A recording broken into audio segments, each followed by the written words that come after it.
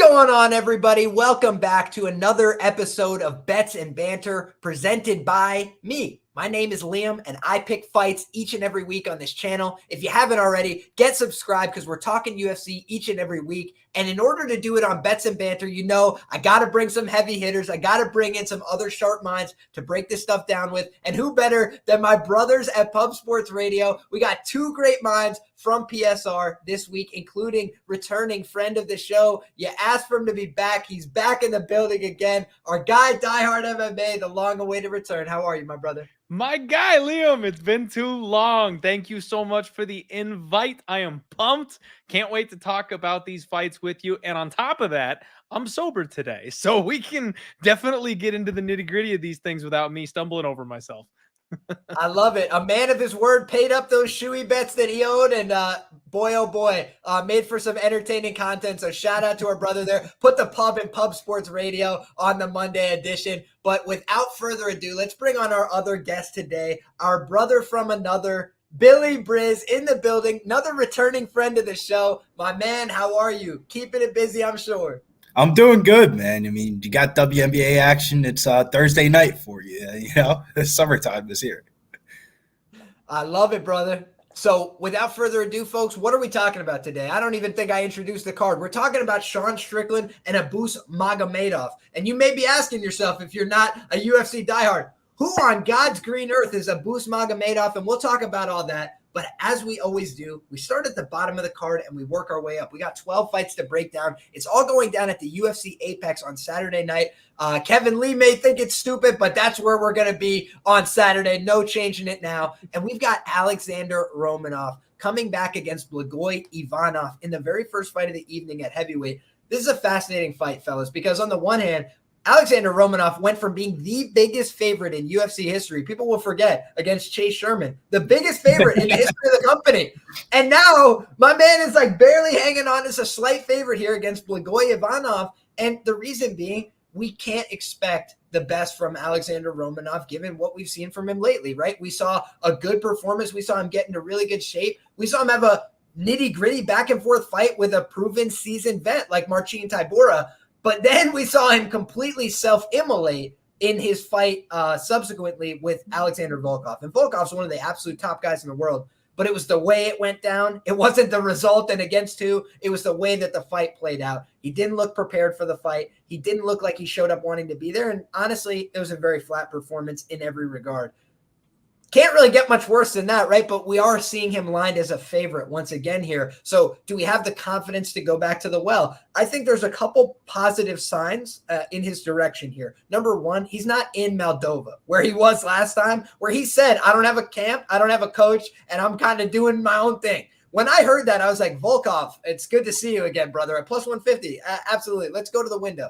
Now, what we can't do is we can't get the same, dangerous length, finishing prowess, and all the kind of things that you like from Volkov out of Blagoy Ivanov. That's not really his game. But he does have, a pretty proven durability, pretty proven ability to hang around. So if he's not getting taken down in this fight, he's going to win.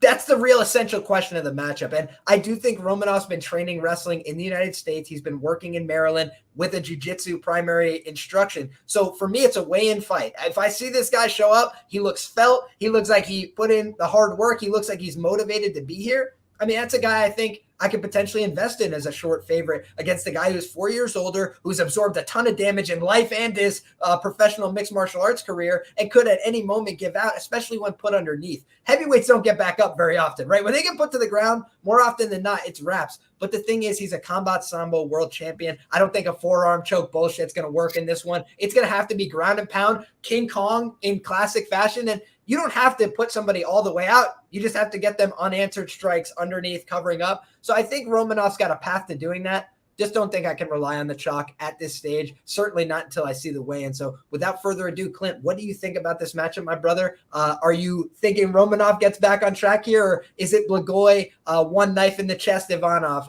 going to get one back for the boys?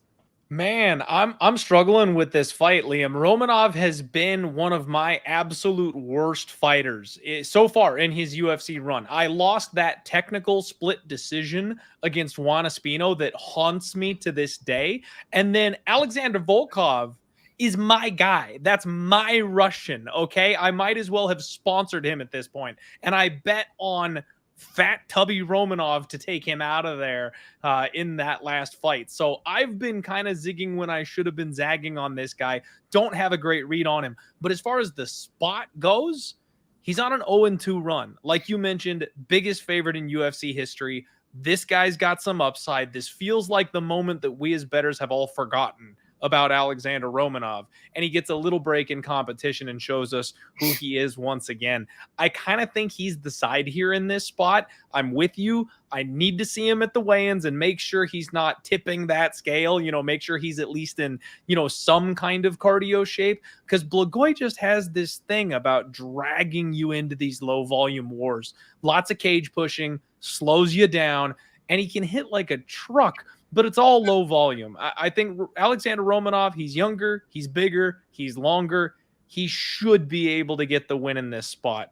Minus 140, I kind of don't hate it. That's the way that I lean, but it's an easy live bet situation. If you're getting like 3 or 4 to 1 and it looks like Romanov is fading after round 1, jump in on Blagoy. So right now, nothing pre-flop. I want to watch the weigh-ins, leaning towards Alexandr Romanov, and then we'll be watching very closely live.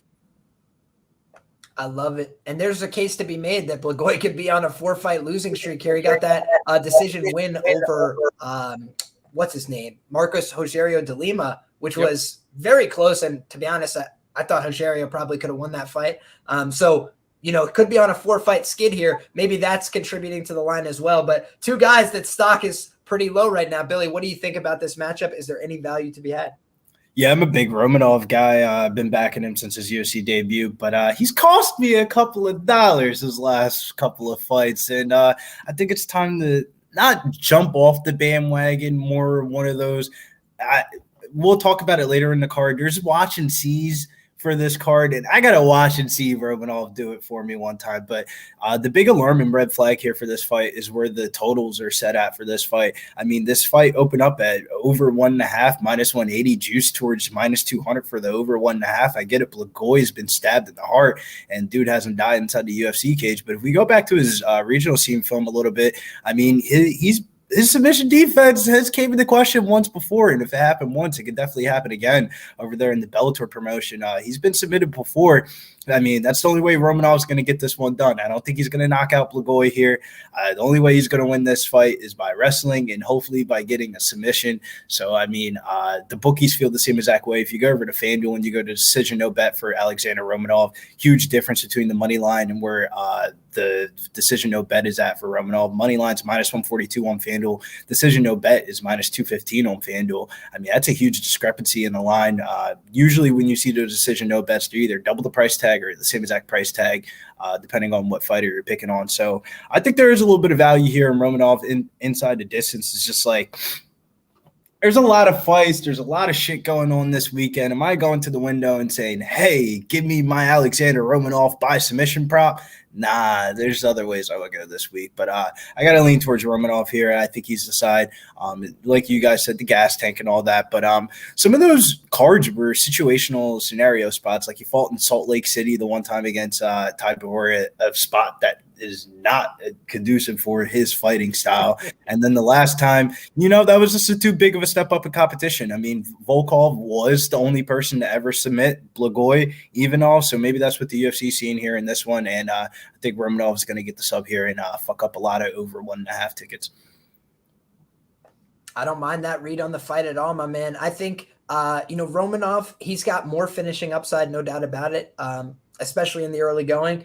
But the question is, can his cardio hold up? Like you said, a couple contextual factors to consider. I think we see a better product from him here. I think he needs to show a better product here to keep his standing. But the one point I'll make from a market perspective as we move off this fight is, historically speaking, the guy who's definitely been overvalued in a couple of these fights is Romanov, right? We saw, best case scenario, the Tabora fight was probably like minus 125, minus 130, and he ended up closing in that fight as a huge favorite. So that's one thing to pay attention to is Blagoy has just been a quiet guy who's been sticking around the UFC for a long time. Nobody's ever been excited about a Blagoy fight except maybe his family. It's like nobody is pumped up for Blagoy. And so a guy who's more likely to be undervalued in the market, Blagoy Ivanov, just something to think about as well. But probably a fight that we would be better. It's just a huge passing on. red flag, Liam. Like we're talking about the one heavyweight fight of the whole entire card, and everybody's betting the over on the fight. That just seems like that shit's going to dead. Yeah, and the thing is, like I mentioned, when people get taken down at heavyweight, they don't always get up, right? So if he got a takedown in the first 30 seconds, we're having a much different conversation in all likelihood than if he gets a takedown at the 4-minute mark and then it doesn't turn into much. You know, it's all contextual. But I do think that Romanov, younger guy, a little bit more physically imposing, if he shows up in shape, should be his fight to lose. Next up, 125 pounds. We got Ivana Petrovic, our first UFC debutante from the Eris, I think is how it's pronounced, promotion, versus Luana Carolina, who's surprisingly stuck around the UFC for some time now. And, you know, I understand why some people are coming in with love on Carolina, right? Like I mentioned, got some UFC experience. So I'll kick this over to my guy Clint first. Clint, do you have any strong feelings or thoughts on this fight between these two ladies? Yeah, man, I took the dog shot. I did. I took the dog shot, Liam. And I'll be honest with you. You know I'm a dog hunter. You know I don't like agreeing with the mass general public. And I've seen a lot of people posting Carolina. I'm like, oh no, like this is my dirty rabid dog this week. And I thought I was gonna be very alone picking her.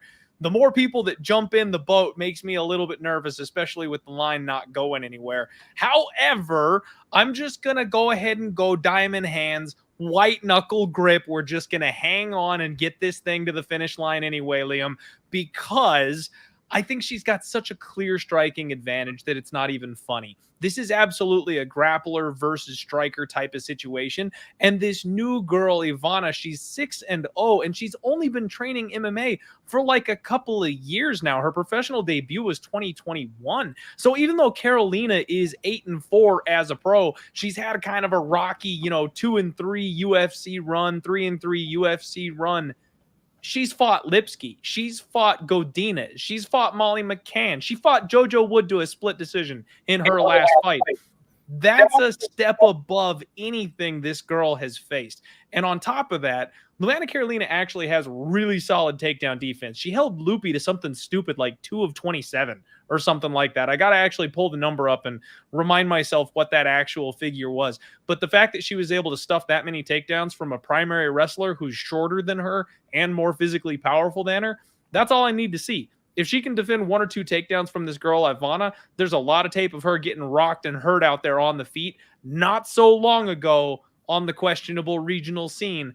I like Dredd here, man. I think she's been a little bit underrated. She was starting to take over that fight with Molly McCann before she got memed, and then she fought very competitively with JoJo Wood. I think this is the spot to back her, and as scared as I am of having this many people in the boat with me, let's go. Family ride to the window.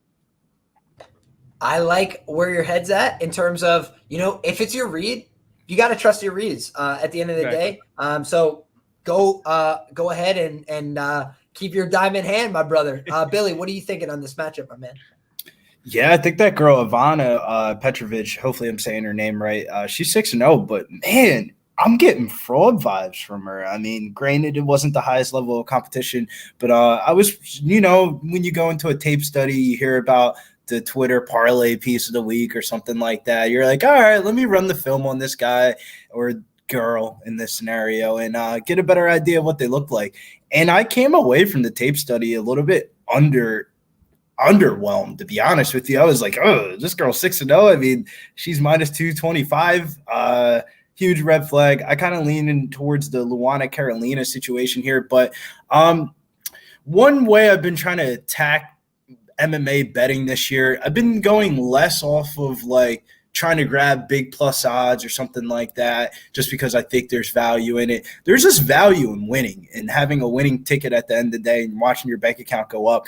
And while I think Carolina is more than a live dog in this scenario, I think the way to bet this spot, I mean, there's not a lot of value on a minus 180 plus 3.5 handicap spread here, but it's the way that I'm approaching this fight. I got to take Luana Carolina on the plus 3.5 handicap at minus 180. I think that she can pull out one of the 3 rounds. And last week was one of those weeks where like I kind of got lucky, man. I bet 2 dogs last week, Jack Jenkins and Macy Barber. I initially wanted to bet them on the +3.5 spread. And that Jack Jenkins fight, I had a sprinkle of a quarter of a unit on his money line, quarter of the unit by him to win by decision. And dude, my ass was clenching the whole entire fucking time of the fight, dude. Like I didn't know what to expect. Rather than if I would have bet to just a +3.5, paid up the chalk, I would have been fucking chopping up the tickets, going up the stairs and getting something to eat or something like that after then the first round and not caring if it's a split decision or not. This has split decision written all over it. If you bet the +3.5 on Luana Carolina, you could possibly be done the first round and not have to worry about greasy MMA judging. It's the way that I'm going to attack some of these dogs on this card, and this is the first one that I'm attacking on the handicap spread this weekend. Word up. So we're going to have a small amount of dissension. Here's the thing. So it's not like I'm advocating a bet on this minus 200, minus 225 or whatever it is, favorite price. But why do I think she's going to win the fight? I rewatched her tape, and her striking is definitely a work in progress, to say the least, right? It's not good. Her defense is sometimes just getting hit. I think her offense looks okay. She throws punches in combination. They look fast and they look more, powerful than a lot of women's, right? Like a lot of women make contact and not a lot is made of it, right? Like doesn't show damage on the other girl's face unless it happens 100 times and certain things like that. I do feel like she has some impact when she strikes, but she has a hard time switching between offense and defense. It seems like there are two things that are totally disconnected from one another, right? When she's throwing, she's not protecting herself at all. When she's defending, she's not throwing back, and she's just kind of moving and trying to cover up a lot. So I think her striking is not very good, but I think her grappling edge is definitely there in this fight. And I think that on the ground, Luana Carolina, getting submitted by Lipsky is a huge red flag. It's just not a good look. Hey, she was hurt. She was hurt in that fight. She had a spinal injury coming into that fight, and not a lot of people were attacking that. And I give that one a pass for her, man. Fair enough. But here's the other thing. I think that if she gets taken down in this fight, it's not like Lupi Godinez, where Lupi doesn't really finish many people on the ground. She doesn't really take many people to the ground and hold them down. It's just not what she does. She has decent takedowns, but more often than not, if it's not quickly in transition, like against Silvana Gomez Juarez, she's not taking women down and holding them down. This girl seems to me to pick her spots. And when she goes for takedowns, she either gets the girl all the way to the ground and goes to a dominant position, or she just decides, okay, I don't want to waste my energy here. It's not going to work. And she lets him back up. And I feel like that's kind of smart fight IQ, right? She's fighting 5-round fights over an Aris, and she took her time. She was very poised. She knew she had time to work. And I felt like she let that girl, Takanya, I'm forgetting her name off the top of my head, but the girl she fought that was like a stand-up fighter primarily that won the second round clearly in that fight, I felt like she just let that girl gas herself out a little bit. And in round 3, she covered up a little bit, took some shots on the forearms, and then went for a takedown after the girl had spent a lot of her energy and easily finished her. And I feel like Luana Carolina, Lupi Godinez took the fight on short notice. It was a really quick turnaround, and she went for the exact same takedown 15 times in a row. So the first 2 times it worked. And then Luana Carolina is not an idiot. So she was like, okay, she's going to do this. And she just started defending it. And Lupi never adjusted. She was just trying to get through the fight. She was trying to get through 15 minutes.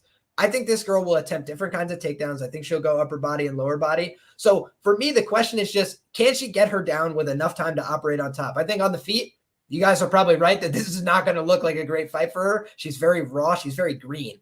But I do think that if she gets this fight to the ground, she will feel much more comfortable. And I do think her ground and pound is solid. And that's what allows her to pass. On a lot of women, she's punching to the face. They cover up, and then she passes easily. So that's what I'm looking for here. For me, it's a prospect watch. I'm just going to sit back and watch this one. I respect the shot on Carolina. A lot of times we see these are the spots where people falter, right? They're making a UFC debut. Even if she goes on to be a good prospect, think Jacqueline Amorim. All people had was nice things to say about her and her regional performances and everything. The UFC is a whole different ballgame, right? It's a different scene when you're trying to do it in the big bright lights. But the one thing I'll note is that in that fight, Amorim didn't go for ground and pound. All she went for is subs, and she gassed herself out, and she did no damage. So the girl came back on her. I think if she gets a good first round off here, she could compromise Carolina for the rest of the fight.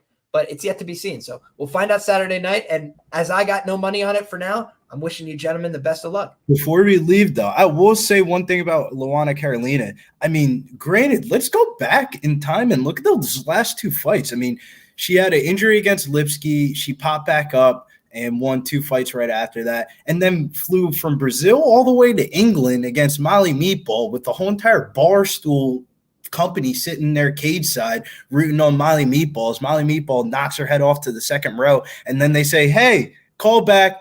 You want to go out to England again and run it back with Joanne Wood? We need somebody to replace somebody here. And she said, you know what? Fuck it. I'll sign up for the fight. I think that there's somewhat a little bit of line value considering those are probably the 2 worst scenarios that you ever want Luana Carolina to fight. Halfway across the country in England in other people's backyards that she's obviously the B-side. They're not really rooting her on. I feel like the UFC's given her a winnable fight, and it's up to her to win it.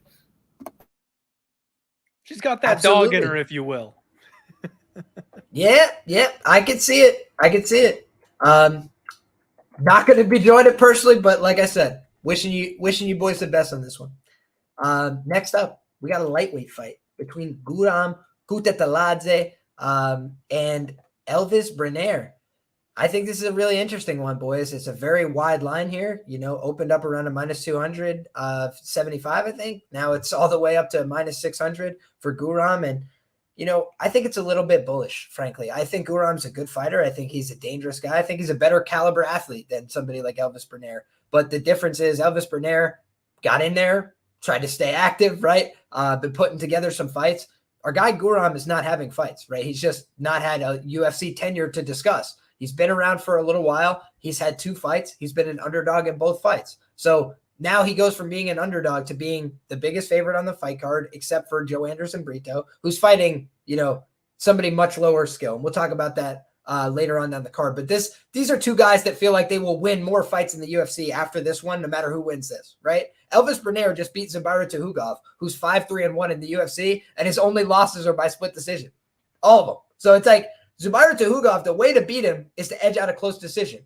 The way to beat this guy is to edge out a close decision. It's the same guy. It's like Elves Brener, how did he win that fight? He won the first round, the third round, in my humble opinion. I know every media member scored it for Zubaira. I disagree with them. I thought that it was – I understand where the judges were coming from for once, which is crazy, right? But I felt like in that fight, Brener won the first round. He busted up his face. He hit him with an elbow where Zubaira's leaking all over the place. Zubaira did better with the hands, with the boxing. He's cleaner. But single shots, big kicks to the body, big low calf kicks that were, by the way, lighting him on fire. And then he did a bunch of work upstairs, flying knees, craziness. He attempted shots to break up pressure. I saw a lot of sophisticated fighting. Is he the most athletic guy? No. But Guram has about 7.5 minutes of being a super athlete, and then he's just a regular guy who can fight well, and he's still tough and everything like that. But that's why in those other fights, he just kind of regress to the meat, right? He was doing real good at the beginning, and then he just comes back to life, and he's just a normal guy. And I feel like if you're a normal guy against Elves Brener, that's a 50-50 scenario down the stretch. I don't think it's going to be he blows him out of the water. And I felt like what I liked about Brener was he knew the kind of things he needed to do to win the fight. Last 30 seconds of the round, jump up with a flying knee, throw a crazy combination, try and do something to make them remember you. And I feel like in this kind of fight, Guram, he went out there and raised his opponent's hand and basically said, I'm so sorry. Like, the guy is a sportsman. He's a nice guy. He's not going out there and out-voluming you by 100 strikes. He's going tit for tat. He just wants to be right in there. Unless he finishes this fight, I think the -600 is going to look a little foolish. That's my personal opinion. Clint, what do you think about this one, brother? Yeah, I don't have a whole lot to add to that, Liam. I talked on my podcast on Monday about how I think the legend of Guram has grown beyond his skill set. Like, I'm the guy that was screaming about the Georgian Warriors when they first started flooding over to the UFC. I'm the Marab guy. Like, I absolutely want these guys to succeed. And Guram was the guy I pinned as the next big thing. And it just hasn't really panned out that way. But here he is with this inflated price tag after 2 split decisions in the UFC. Now, don't get me wrong. Great level of competition. So great fighters that he's going to split with. But he's still not the guy I thought he was. Is Elves Brener enough of a step down in competition for him to get back to being that killer we thought he was? Is he just going to smoke this guy? I'm not sure, man. He got chin checked by Zuby, and Zubaira Tuhugav's been cut by the UFC, but he's got that big old left hand, and Elvis had no problem eating it and continuing to move forward. I think that's kind of the kryptonite here for Guram. I agree with you. I think this is going to be a close fight. I am picking Guram to win it, but at the end of the day, I can't lay anywhere close to this number. It's dog or pass betting. And, Billy mentioned the spreads. I don't do much with the betting spreads, but I think the plus 3.5 or whatever on Elves may not be a bad look in this spot, because I have a hard time seeing Guram winning this thing unanimously, like you said, unless he finishes. I love it, Clint. I like that we're seeing this one the same way, because it's a big dog, right? And I think that after last week, a lot of dogs came through. I think people are going to be looking to be bullish on chalk this week. I understand that, but I also think every fight should be taken one at a time. And Elves Brener, what do we have in the evidence? He has cashed in this exact odds range the last time he was here. So does that mean he's going to do it again? No. It just means that we have proof of concept. He can do it. He can go out there and win when nobody expects him to, overcome some odds, overcome some local market advantages and all that stuff. And now just because a guy is like friends with Khamzat Chimaev, he's minus 600. I mean, he's a good fighter, but again, just because you lose close to good fighters doesn't mean you're going to smoke other guys. 155 is the most globally competitive division, except for bantamweight, that we've ever seen. So I think the bullishness is a little bit misplaced here. Billy, do you think I'm out to lunch? What do you think, brother? Yeah, I'm gonna have to disagree with you guys, man. I feel like sometimes when we're watching like tape and film, we also got to go back into the card, the scenario. What was that person doing? What was their week like going into it? And Damir Ismagulov, jacking up the name, he had one of his worst weight cuts ever that he ever had in UFC history. Him and Islam Makhachev were both on a card, flying from Russia all the way over to Australia. Both of them had really bad weight cuts to the point where it was all televised on YouTube and stuff like that on Islam's YouTube page. And Khabib had to motivate them to keep on going through to cut weight. Islam made weight, Damir didn't, and Damir by far looked the worst he's ever looked in any UFC fight, and I think that's due to a big weight cut. And I feel like this line is more indicative of the live betting odds that we're going to see after round one. If Guram comes out here and does what he usually does in round one, the live betting odds are probably going to be more reflective of where the odds are currently sitting at right now, and they kind of don't want people to parlay that up and have easy free money chalk, and they want people to kind of bet Elves Brener a little bit. You look into him, his last fight against Damir, he looked really good. He jacked up a lot of people's parlays tickets early in the card, kind of deja vu scenario that we're going into to this week. But I think there's a huge difference in the way that these fights have been created. And Guram Kutateladze, I mean, the UFC bought him over here over a month ago to go fight. He's been sitting around in Las Vegas for over a month with 2 cancellation fights and a big paycheck that he's looking for, probably to come home to feed his family and friends and stuff like that. And the UFC need when you build up these fighters and stuff like that, you got to have a couple of highlights on the highlight reel. And this might be the one that's coming this weekend, hence the line minus 650. I might go into the window and say, give me Guram Kutateladze against a guy that's never been knocked out before. No, I'm not saying that. I might go into the window, run my little 2-leg parlay ticket with Guram in there. Nah, but Guram will be in a couple of parlays this weekend. I favor him to win this fight. I think he would be my second favorite on this card, and that's reflective in the odds. Fair enough, my man. I think that, Guram should obviously be favored here, but I saw minus 275 at the opener. I wouldn't have strongly disagreed with that. I would have expected it to run to maybe a minus 350, a minus 400. I just think, when you're seeing a plus 475 comeback in a lightweight fight with a guy who's pretty durable in his own right, I'm a little bit surprised by that. But again, the contextual factors, former featherweight, but again, he went to a split decision with Renato Moicano. It's not like he's a guy who can't fight big guys. He can. And Brener showed creativity, willingness to go hard. And you mentioned how hard it was for Zubaira. Our guy Elves Brener took that fight on very short notice, flew all the way to Perth, 30 hours across the world, and gets the win when nobody thought he was going to. So I thought that was a cool move by him. But yeah, man, he's got his hands full once again. Back to that plus 500 underdog range. It ain't going to be easy. But shout out to my guy David Burns, watching live from Cedar Hill, Texas. He believes in Elves Brener as well. So appreciate you, my man. Price tags are too chalky after you bet the PFL card last Friday. Holy fuck, man. There's 5 different favorites on there, minus 700 or more. So, this line reminds me of a regional scene MMA event when you see the Bellator and the PFL lines at minus 1,000. They don't want you to parlay it. So it's will I parlay it? Probably not.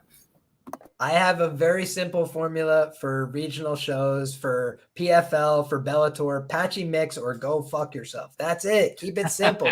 Why would I make it a complicated thing? It's patchy mix or pass. Thanks very much. Patchy mix for all the units. All right. Next up, we got a featherweight fight between Yana Santos and Karol Rosa. And two things that will never go together are a fight between Yana Santos and Karol Rosa, and then all my units, right? So let's make sure that those are completely separate conversations. We'll have timestamps after the fact. But as far as we're talking about for this one, guys, Yana Santos, not somebody I could trust with my money right now in this day and age. She's getting easily out-grappled by a 40-year-old boxer. I'm being dismissive, but just let's call a spade a spade. Holly Holm, good fighter, but not the same physical talent that she was 5 years ago, right? Even she's got a lot of supplementation. She's done a lot of the right things to keep herself in the game for a long time, but just she's rounding out towards the end of her career. She might get one or two more big fights, but when she's been in the big fights recently, they've gone ultimately sideways every time out since the Ronda Rousey one. So I think that for this fight, right, Karol Rosa, she's a girl that's been letting me down. But I've always been waiting for that breakthrough moment where she gets the finish in the UFC because she throws a decent amount of volume. She has a decent top game where she can get off with ground and pound. I thought she should have finished, what's her name, Sarah McMahon, in comeback fashion in round 3. If you guys isolate audio from that UFC Columbus, you'll hear me yelling, elbows, Karol, elbows. I'm trying to motivate her. I couldn't get her to do it. But overall, I think that she's the more dangerous fighter. I think she's a little more committed. I don't like 145 for her, though. I don't like that weight class for her. I don't know that she commits to the same level of cardio. I don't think we see the same amount of volume necessarily. So for me, my conspiratorial narrative hat would be this is Karol Rosa being given a finish by the UFC. They're like, please, God, go out there and put this girl in the ground and just end this for us and put us out of our misery. But Yana Santos has gotten into some greasy fights. I just think the difference is here she's going to be in a fight with somebody who wants to punch her in the face. I don't think she likes getting hit. I don't think she takes shots well at this stage of her career. Give me Karol Rosa reluctantly. No bet for me for sure. What do you think about this one, Clint?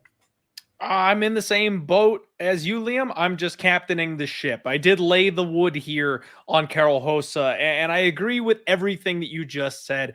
Yana looks like, my guy that really taught me how to sports bet, none other than Jimmy the Bag himself over at Pub Sports Radio. I learned a lot listening to him for a couple years.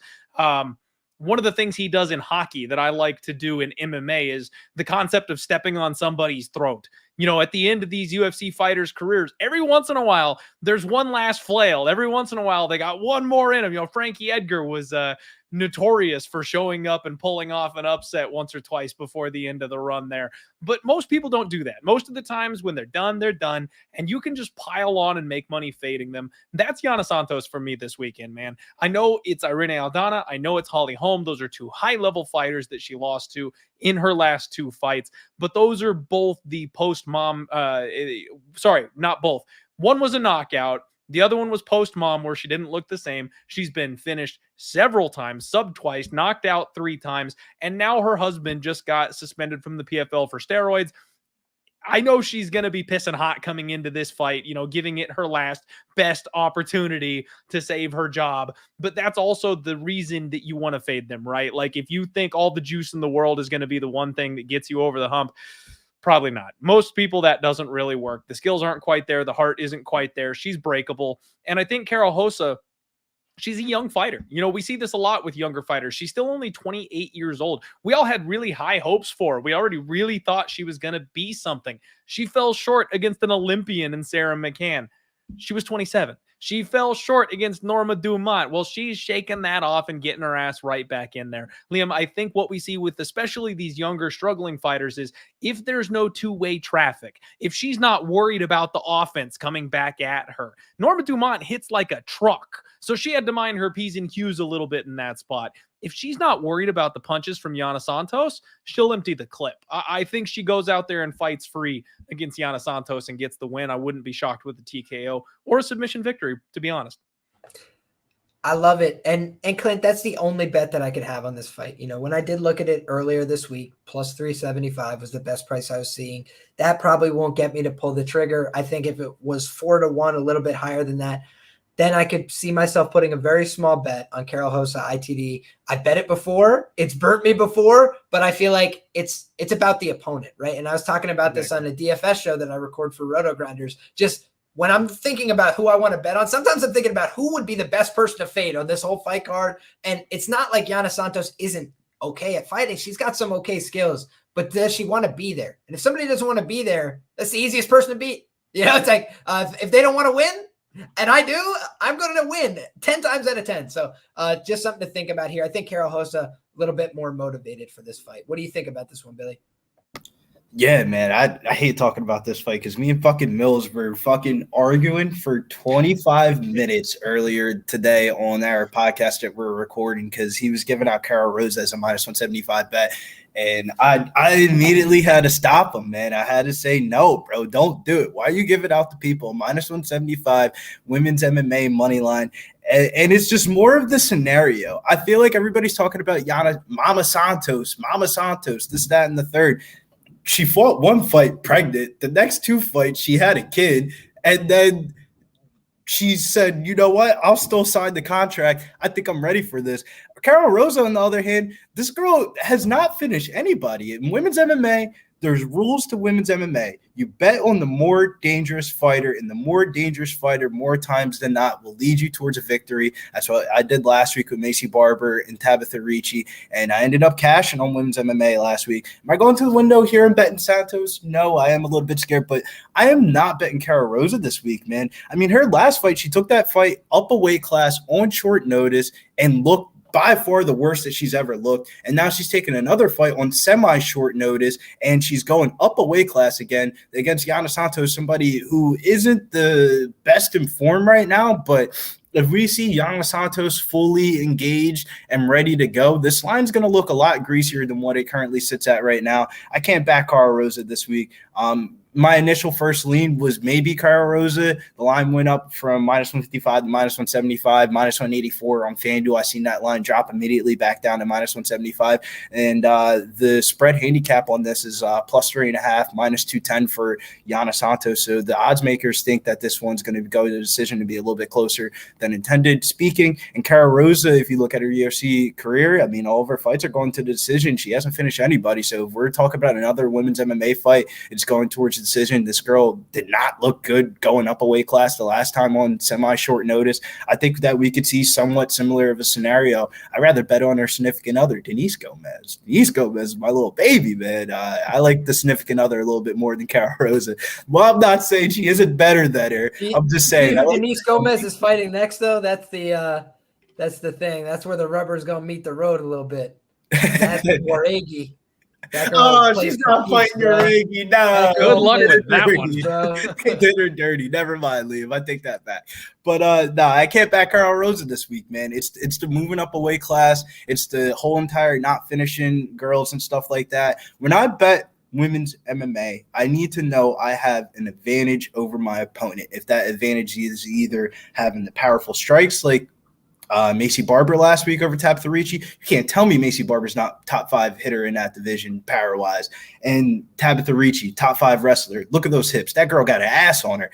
When I look at the asses on this one, I think Yana Santos got a bigger ass than Rosa. So maybe she might defend off a couple of these takedowns. Maybe this goes to the scorecards and everybody's screaming robbery on Twitter after this. I want no parts of this fight. Now, if I could, you guys have both mentioned her going up to 145 a couple times in this breakdown. It's only 145 because of the short notice. Yana's a 135er. It's not like she's moving up and facing a 145er like Norma, who has proven she can't hit 135. All of Yana's previous last couple fights have been at 135, even against Irene Aldana and Holly Holm were at bantamweight. But she just had a kid, though. I would imagine the weight at 145 is favoring Santos over Rosa, a girl that just had a kid over a year and a half ago, still trying to find her shape and her physical fitness after pregnancy, or the girl that's just randomly moving up a weight class to go take money so she could stay active. I think that favors the mom.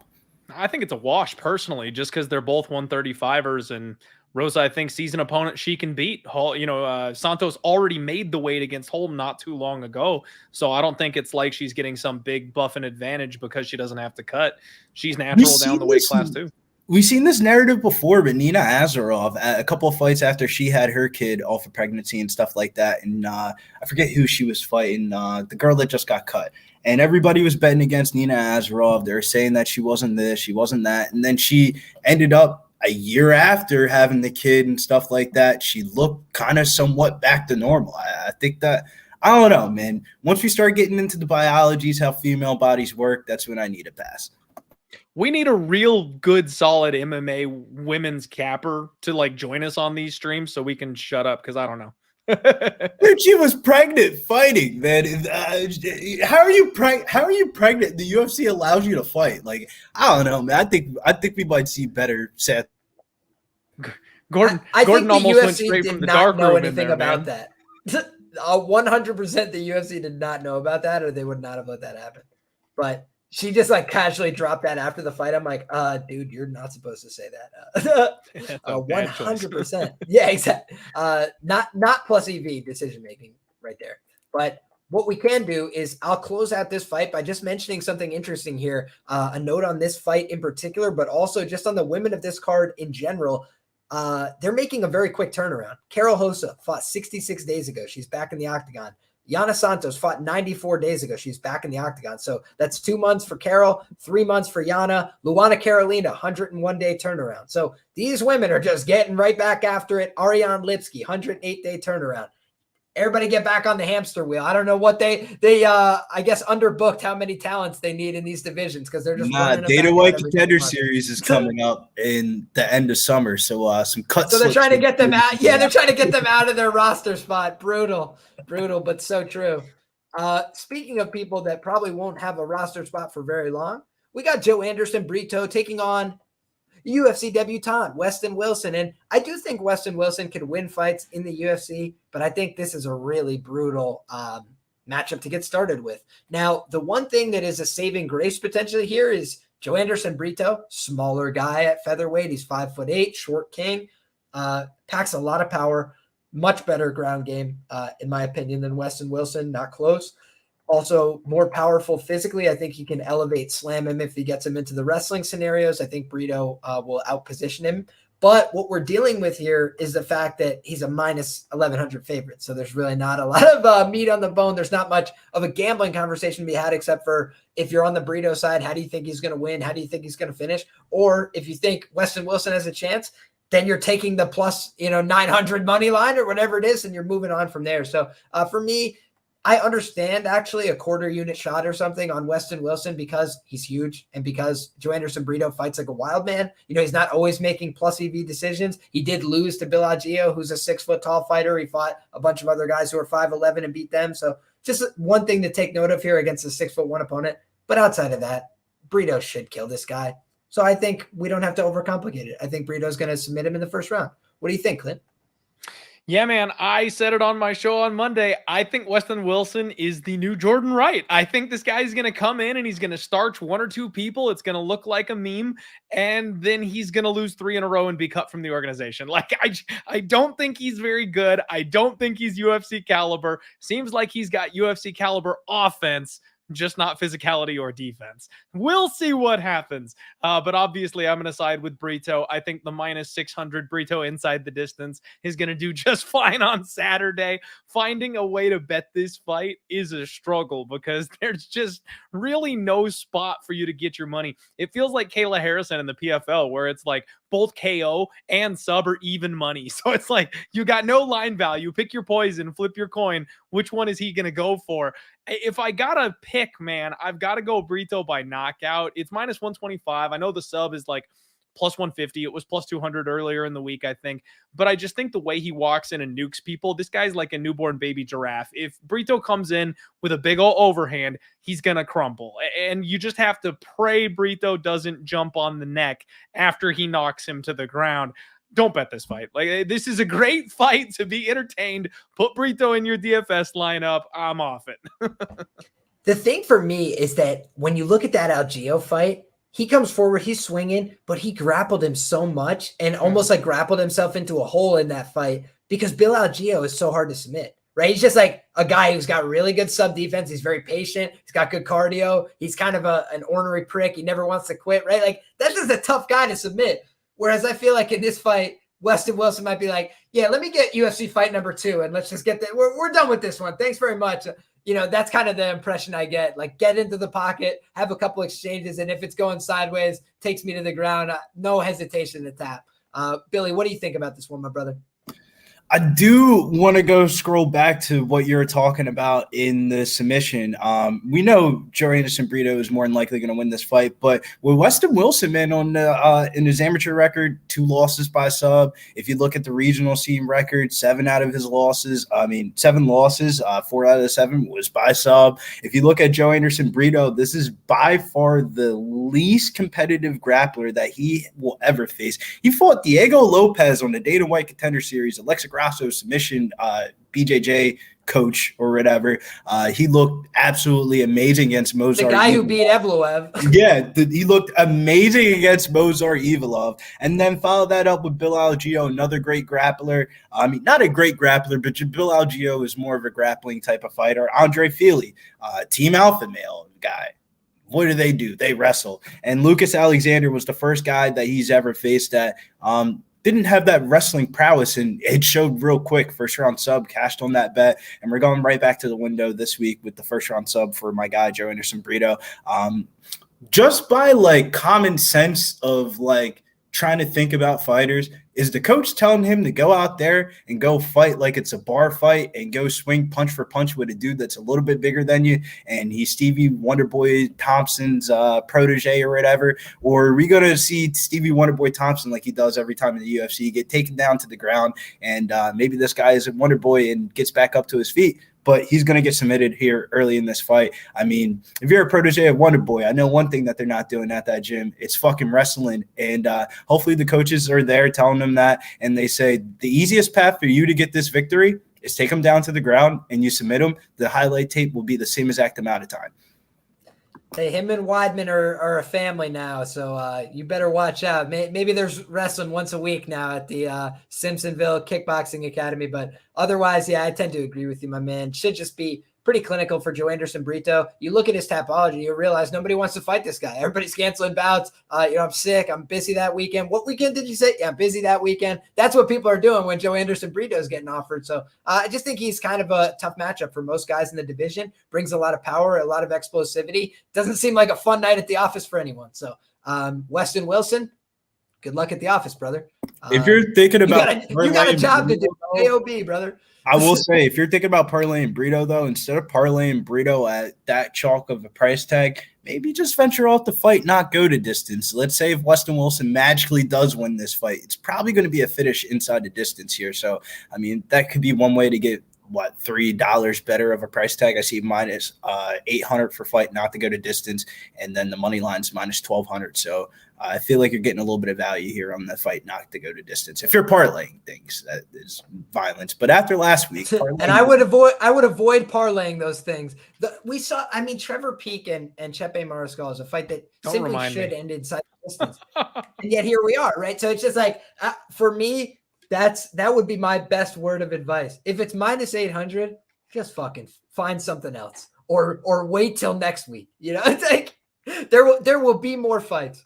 But alas, best of luck however you guys target this. I think the early round props will be not very valuable, but I do think that it's very possible to hit sub one, whatever that price is. Next up, really interesting fight, guys. I think there's probably going to be some dissension on the panel. I know that there's a lot of split opinion this week. Rinat Fakhretdinov looked aces since he got to the UFC. I mean, what else could you say? Dominating most of his fights, like 80% control time plus in these fights. Just dominant displays, right? But let's talk about who he's doing it to, right? Because Andreas Michailidis is not long for the UFC. If he's not already been cut, he'll be cut tomorrow. It's like he's not going to stick around for very long. He's not very good, okay?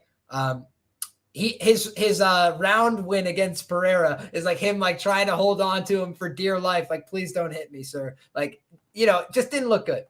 Then he goes out there, he gets to win over Brian Battle. That's a good win, but also Brian Battle, a guy who kind of between weight classes at the time, way less experienced, still coming into his own. And Brian Battle's gone out there, got some fun, flashy knockouts. who else has gone out there and tried to take him down? Because it could happen again, right? It could happen against a much lower level guy. Yet to be seen. So I've been betting Bryan Battle. I've been making money with the guy. He's a hard worker. He's got a lot of heart. All that's true. So a lot of positives there about getting that win. But Bryan Battle gets taken down. It happened against Petrovic. Petrovic eventually got tired. He got submitted in that fight on the Tough House. The Tough House is kind of a weird thing. But again, what does that tell me about Rinat against Kevin Lee? Who Kevin Lee's been fighting UFC champions, guys that are very seasoned and tenured. So I don't know. Like Kevin's at a much higher level in terms of who he's fought, who he's beat. There is nobody that Rinat has beat that is sniffing Kevin Lee's resume. It's just not. It's just not. So for me, the question is, number one, how good is Kevin Lee today? How good does he show up looking in terms of his health, in terms of his level of focus and preparation? Everything I've heard in the interview sounds a little bit like old Kevin Lee in terms of he's still got a chip on his shoulder. He's still a cocky guy. He's still got a lot of angst and anger and whatever. But I do think it's a little more channeled, and I do think he's a little bit more poised and mature. And I do think that in this fight, it's going to be a rare occurrence where somebody wants to wrestle Kevin Lee. And most people don't try to do that. The guys that have are like UFC future Hall of Famers, like RDA. Like I see people running clips of RDA getting takedowns on Kevin Lee. Like Kevin Lee got audited there. And I'm like, well, no, that's pretty competitive. But either way, that's his first fight at 170. And it's against a guy who is like world class at the time. Guys, go back and rewatch RDA Colby Covington. RDA beats Colby Covington. Okay. They gave it to Colby. No problem. Colby's still a good fighter. It was a very close fight. RDA could have easily won that fight. It was like a nip tuck decision with the best guy in the division at the time, with the number one contender. So save me the theatrics about that. Kevin Lee can go with anybody. The question is, can he do it for 15 hard minutes in a fight that's going to be pretty high paced? I just think he's the better grappler of the two of these guys. At root, I think he's better and more proven as a top player. So when you're seeing Rinat Fakhretdinov on top of Andreas Michailidis for 15 minutes and not finishing, that's a problem. Like, finish him, bro. Like, please, seriously. When you're on top of Bryan Battle, landing every shot you want, and you can't get him out of there, eventually I have to start to ask myself, what's going on here? Why can't you lock something up? Why can't you figure it out? He had much more damage in the Tresean Gore fight, I felt like, even than Rinat. So Renat's a powerful, domineering guy, but I just don't know if his finishing is going to translate at the UFC level. If it is, it's going to be later on in this fight, I would reckon, when Kevin Lee inevitably slows down a tick. He's a very explosive guy in the early going. Yet to lose a round one in UFC. I think he's going to come out here and press this guy and potentially take him down and put him on his ass. Let's see how he likes it. It could just be a bit of a different scenario. So I think it's going to be a great fight. I think Kevin Lee's a live underdog. What do you think, Clint? I'll be honest with you, Liam. I was very much part of the brain trust thinking about Rinat Fakhretdinov on this spot early in the week. And I, for whatever reason, couldn't find my finger clicking my mouse to put a bet in. And I wanted to go back and I wanted to do some additional research, look further into this. I also was maybe the number one Kevin Lee truther on the planet back when he was fighting Charles Oliveira. Really thought this guy was destined for UFC gold. And one thing I got to do real quick, shout out our guy, John Stargarian from the Club and Sub podcast. His breakdown of this fight, and that's, you guys know, I trust, we talked about this earlier in the show, I trust my own reads. I do my own tape study. I look into this, and I'll pull the trigger based on what I think and what I see. But whenever I find somebody who speaks such great sense on a spot that my opinion shifts, I let everybody know. So I'm like, that wasn't my thought. It didn't come out of my brain. I got it from this guy. And that's what happened here. I listened to John's breakdown on this thing. And a lot of the things that you're saying make a ton of sense to me here, Liam. We've got Rinat Fakhretdinov, who took on a very, very, very soft UFC run here. Andreas Michailidis, I thought he was going to do really well in that fight because he was, dropping a weight class. I thought the extra size and strength, would make a difference, but he was gassed out 3 minutes into the fight. He's fought nowhere near the level of competition of a Kevin Lee. And one thing Kevin Lee has done over the course of his UFC career is straight up been a monster when it comes to the jiu-jitsu realm, man. Like, you look back at what he's done. This guy tapped out Michael Chiesa. He was one of the first guys to take out Francisco Trinaldo. Nobody finishes Francisco Trinaldo, and Kevin Lee choked Has this anybody man out. Finished him since? I don't think so. I think that's the only finish on his record, technically. Or no, I'm sorry. He's got 3 sub losses, it looks like, but he is the only person, I believe, in the UFC to get the finish. So, I mean, Just really impressive work. And frankly, he has always, one of the things, and I do want to quote John here again, he's always called out these Russian grapplers. He feels like he's got an edge over that Russian style grappling. These guys haven't faced an American wrestler and a guy that flows between wrestling and jiu-jitsu the way that Kevin Lee does. I really felt like Kevin Lee's fight equity in this one is going to be predicated on an early round finish. I kind of feel like the size and the weight disparity is something that may take over the deeper this fight goes. But damn, man, as I've looked back more and more into Rinat Fakhretdinov, he slows down too. It's not like this guy is a cardio monster. It's not like this guy keeps his foot on the gas for the full 15 minutes. I mean, he had some good ground and pound against Michailidis in the third round of their fight. However, like I mentioned, Michailidis was a punching bag after about 3 minutes into that fight. So there was zero resistance for him. I don't know if that looks the same if his opponent has a strong first round. I don't know if he can dig deep like that and take rounds 2 and 3 after being put on his heels for 5 to 7 straight minutes.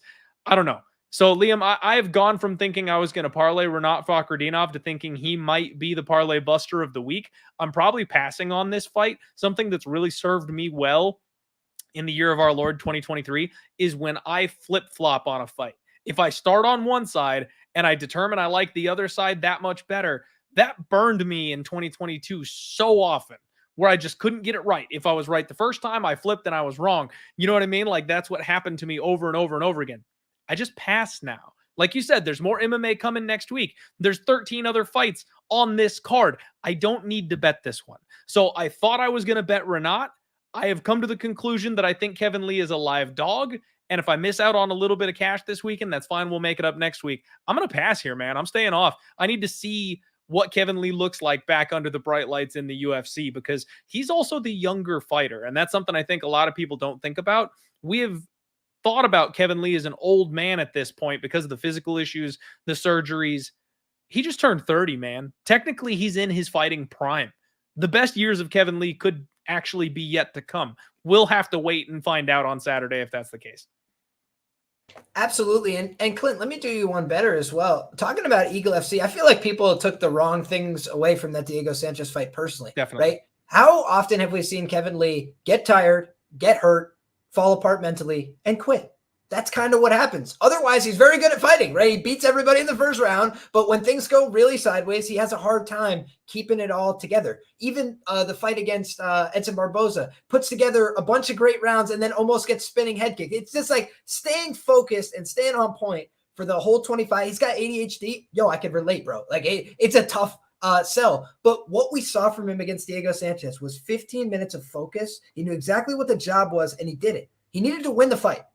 No matter what, anything else, he needed to win it. He hurt his knee early, so he fought more conservatively. He still dropped him in round 3. I thought he still clearly won the fight. He got takedowns when it mattered. He controlled the fight. That's poise. That's responsibility. That's maturity. He did a lot of the right things. Did it look clean and clinical? No.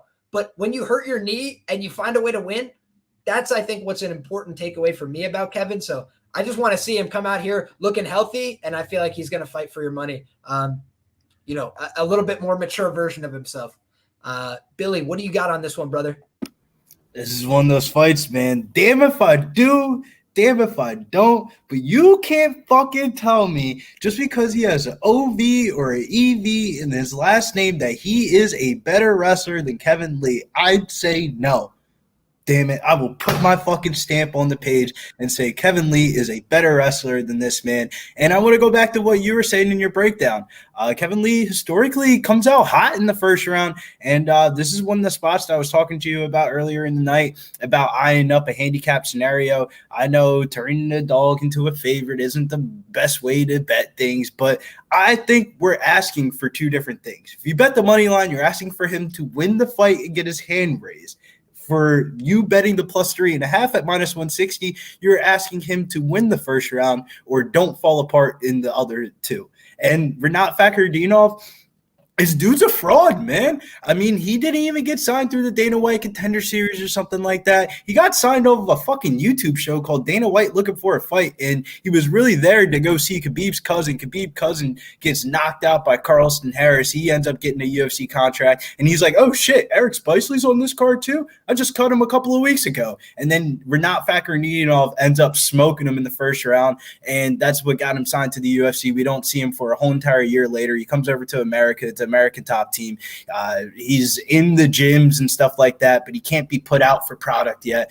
It just seems like a lot of red flags, a lot of fraudness to him. And this is the only thing that's scaring me from betting the money line. This is just a win-win scenario for the UFC. The UFC have Rinat Fakhretdinov, a guy that they can build up if he beats Kevin Lee. And then on the other hand, let's talk about Kevin Lee, man. His little brother right now, Keith Lee, is the #1 food critic right now on TikTok for just food and just in general. He is not good enough to fight in any of the organizations anymore. Bellator already tried to run their pockets real quick by getting Keith Lee in there. But you know what? Doesn't it seem kind of odd that over the time that Kevin Lee hasn't been inside a UFC cage, his little brother is now the #1 food critic on TikTok, and then Kevin Lee just magically gets signed back into the UFC. I mean, we've seen this before against Magomedov. Everybody thought Kevin Lee was going to lose. Kevin Lee's going to lose. Comes out there, smokes him.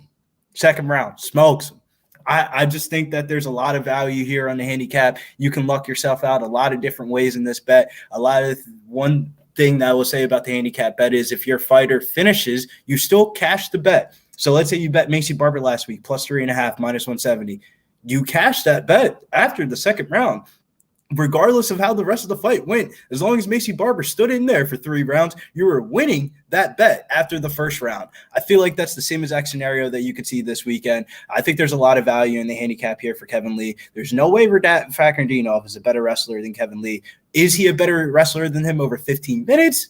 Maybe so, maybe so. I'm not going to start saying Kevin Lee has the best gas tank and shit. Haven't seen it in a while. But all the indicators are telling me this is more than a live enough dog that I want to pull the trigger on. But just before I hop in too deep, I'm going to hop in halfway with the +3.5, -160.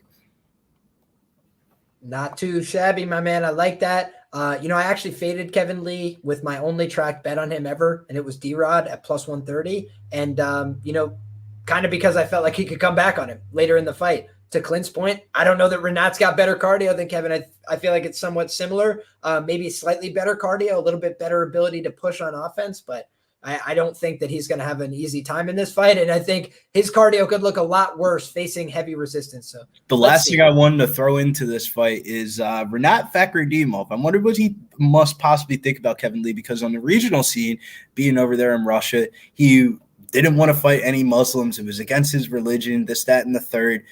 Does he not know Kevin Lee's a Muslim? Like, he might be a converted Muslim. He did Muslim. an interview, and he mentioned that when he basically said, like, the UFC was like, yeah, take it or leave it, dude. And he was like, okay, I'll take it. But what I'm saying, Liam, is do you think that's playing into a psychological at all? Because I know Kevin Lee does not give a fuck. If you're Muslim, black, white, Spanish, Caucasian, as long as he signed a dotted line, you signed a dotted line, he's fighting for your money. And that knockout of Gregor Gillespie is one of the most shocking and like brutal knockouts in UFC history, dude. Sure. This is a level. Absolutely. This is a levels fight here, man. You're telling me that this dude's going up a level in competition. I mean, right before Kevin Lee got cut from the UFC the first time, he was lined up against to face Sean Brady. That shit was damn near close to a pick'em. We see Sean Brady fighting Jack Della Mandela next weekend, one of the hottest prospects in the UFC. I mean, I think the UFC is kind of trying to play the cards right here and luck into a potential star that could be born from this fight. Can I interest you guys potentially in a Kevin Lee by submission at 7-1? I think it would be what is Kevin Lee ITD? Kevin Lee. I think it's ITD, but sub ITD. I mean, I think that's quite interesting to me. I'll tell you.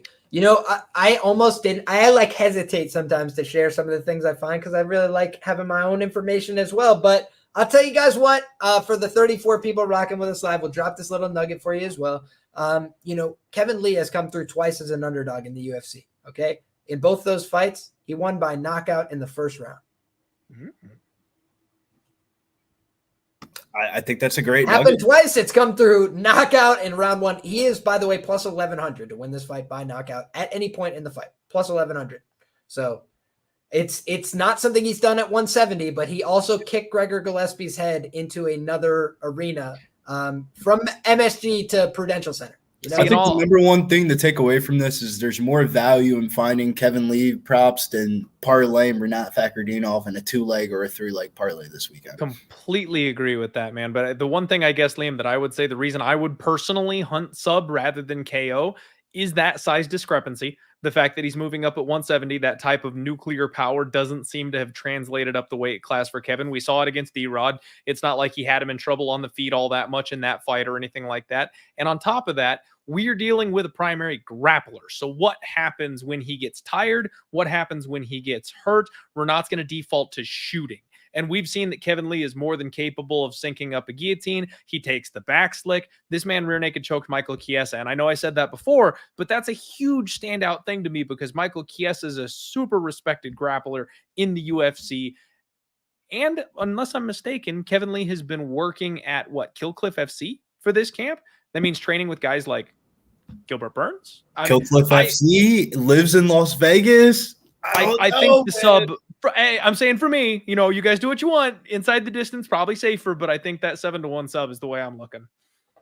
Yeah, and the thing is, the implied difference in win probability is about 7.5%. And for me, I just feel like he's got greater than a 7.5% chance of winning the fight by knockout. So that's why I almost wanted to buy down to it. But I totally agree with you. I think there's value on all three, right? Like I think the ITD is very live to the point where I think that there's value on the sub 7-1, and I think that there's value on the KO 11-1, hence the value on the ITD at 4-1. So for me, I just think that they're undervaluing the ability of Kevin Lee to win a fight inside the distance.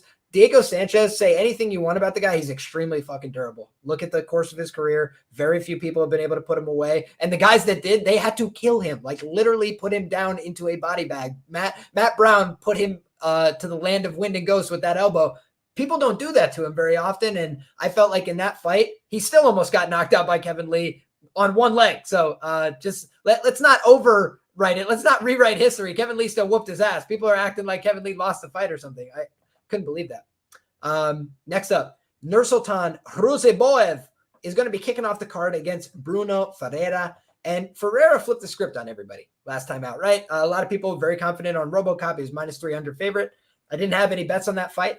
I don't believe. But in any case, I thought that RoboCop was probably going to submit this guy. I was like, a guy coming in, looks good, looks like he could wrestle, but don't know if his cardio is going to translate. Looks like he's going to swing and bang on the feet, get into, a war.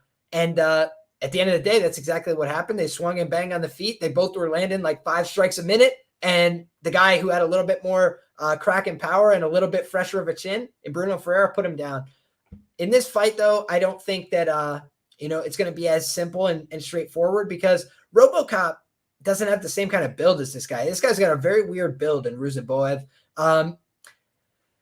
His record, if I was to just Tapology bet this, I would think that Ruziboev is a complete fraud, and I would think he has nothing to offer. That's the God's honest truth. I looked at his record. I'm like, I don't know who these people are, and I watch MMA every weekend. Who are you? I'm looking through his record going, I don't know these people. I don't believe he's fighting real serious competition. And then I watch the tape, and he makes some weird decisions. He fights in a strange way from top position, especially. He did a couple things, put himself underneath in the mount. Scary stuff that against real UFC fighters could get him caught. But again, it's just an awkward build of a guy. And for Ferreira, he's not very proven in fights that go long. This guy is bad in fights that go long. He's like 2-6 in decisions or something terrible. So for me, it's probably going to be a fight where somebody gets finished early on more often than not. I think these guys are going to swing it out. I don't think either one of them's afraid to get into a striking fight. And I think that Ruziboev is going to be landing from way further away. He's got a lot of length to his strikes, and he's got interesting kicks. It's just a trickier fight for me the more I look into it. I feel like people are coming in on Ferreira because he's got a proven win over a guy who's fringe top 20 in the UFC. And I mean, hard to push back against that. He's also looked good in every fight. He's taking people down, dominating. He looks like a guy who's easy to get behind. But then I just think to myself, like, this guy's coming in with some marketing potential. He's a very popular guy outside of the United States. And when they're looking for guys to start putting together, he's got all the experience he needs. Thinking about like a Dustin Stoltzfus, Abus Magomedov, you get one big win, and we're putting a rocket ship on your back, trying to send you to the top of the card and hope for the best. And I feel like for a guy like this, that's the kind of scenario that we're going to see here. If he can take out somebody like Bruno Ferreira, Chael Sonnen always says, it's everything you have on the line every time. He is then the guy who knocked out RoboCop. So for me, that's what I'm kind of seeing here is like Ruziboev is probably the side at the current price. I understand people coming in on Ferreira. When you have unknowns, it pushes a fight closer to 50-50. Ferreira's got more knowns, understand why he could be favored here, but it's probably a little bit too aggressive at middleweight between two guys that both know how to wrestle, grapple a little bit, that both know how to move around. I think the more powerful guys, Ferreira, I would put him probably about a -125 here, -130. I think it's a little too aggressive the way the line has moved personally. Clint, what do you think, my brother? Completely agree, Liam. I don't know what to make of this Nurzov guy. I am not sure if he is real or not. He's training at a good, solid gym, Hinzo Gracie Philly. So you got to think he's working with good, solid bodies, and you got to love that placement. And if he's working with guys over there at the gym and gets the UFC call on an 8-fight win streak with this amount of experience at 29 years old, like maybe there is something to this kid. And I mean, quite frankly, I have never seen this many Kimuras. I don't know anybody who pulls that off at the professional level as well as this guy does. And I know most of you people watching this show understand at least the basics of grappling. Kimuras are power moves, man. If you're going to Kimura somebody, that is straight up strength. Like a lot of guys can just fuck you, I'm stronger than you out of a Kimura. And this guy has so many of them on his record and in round one. That leads me to believe that he's deceptively strong.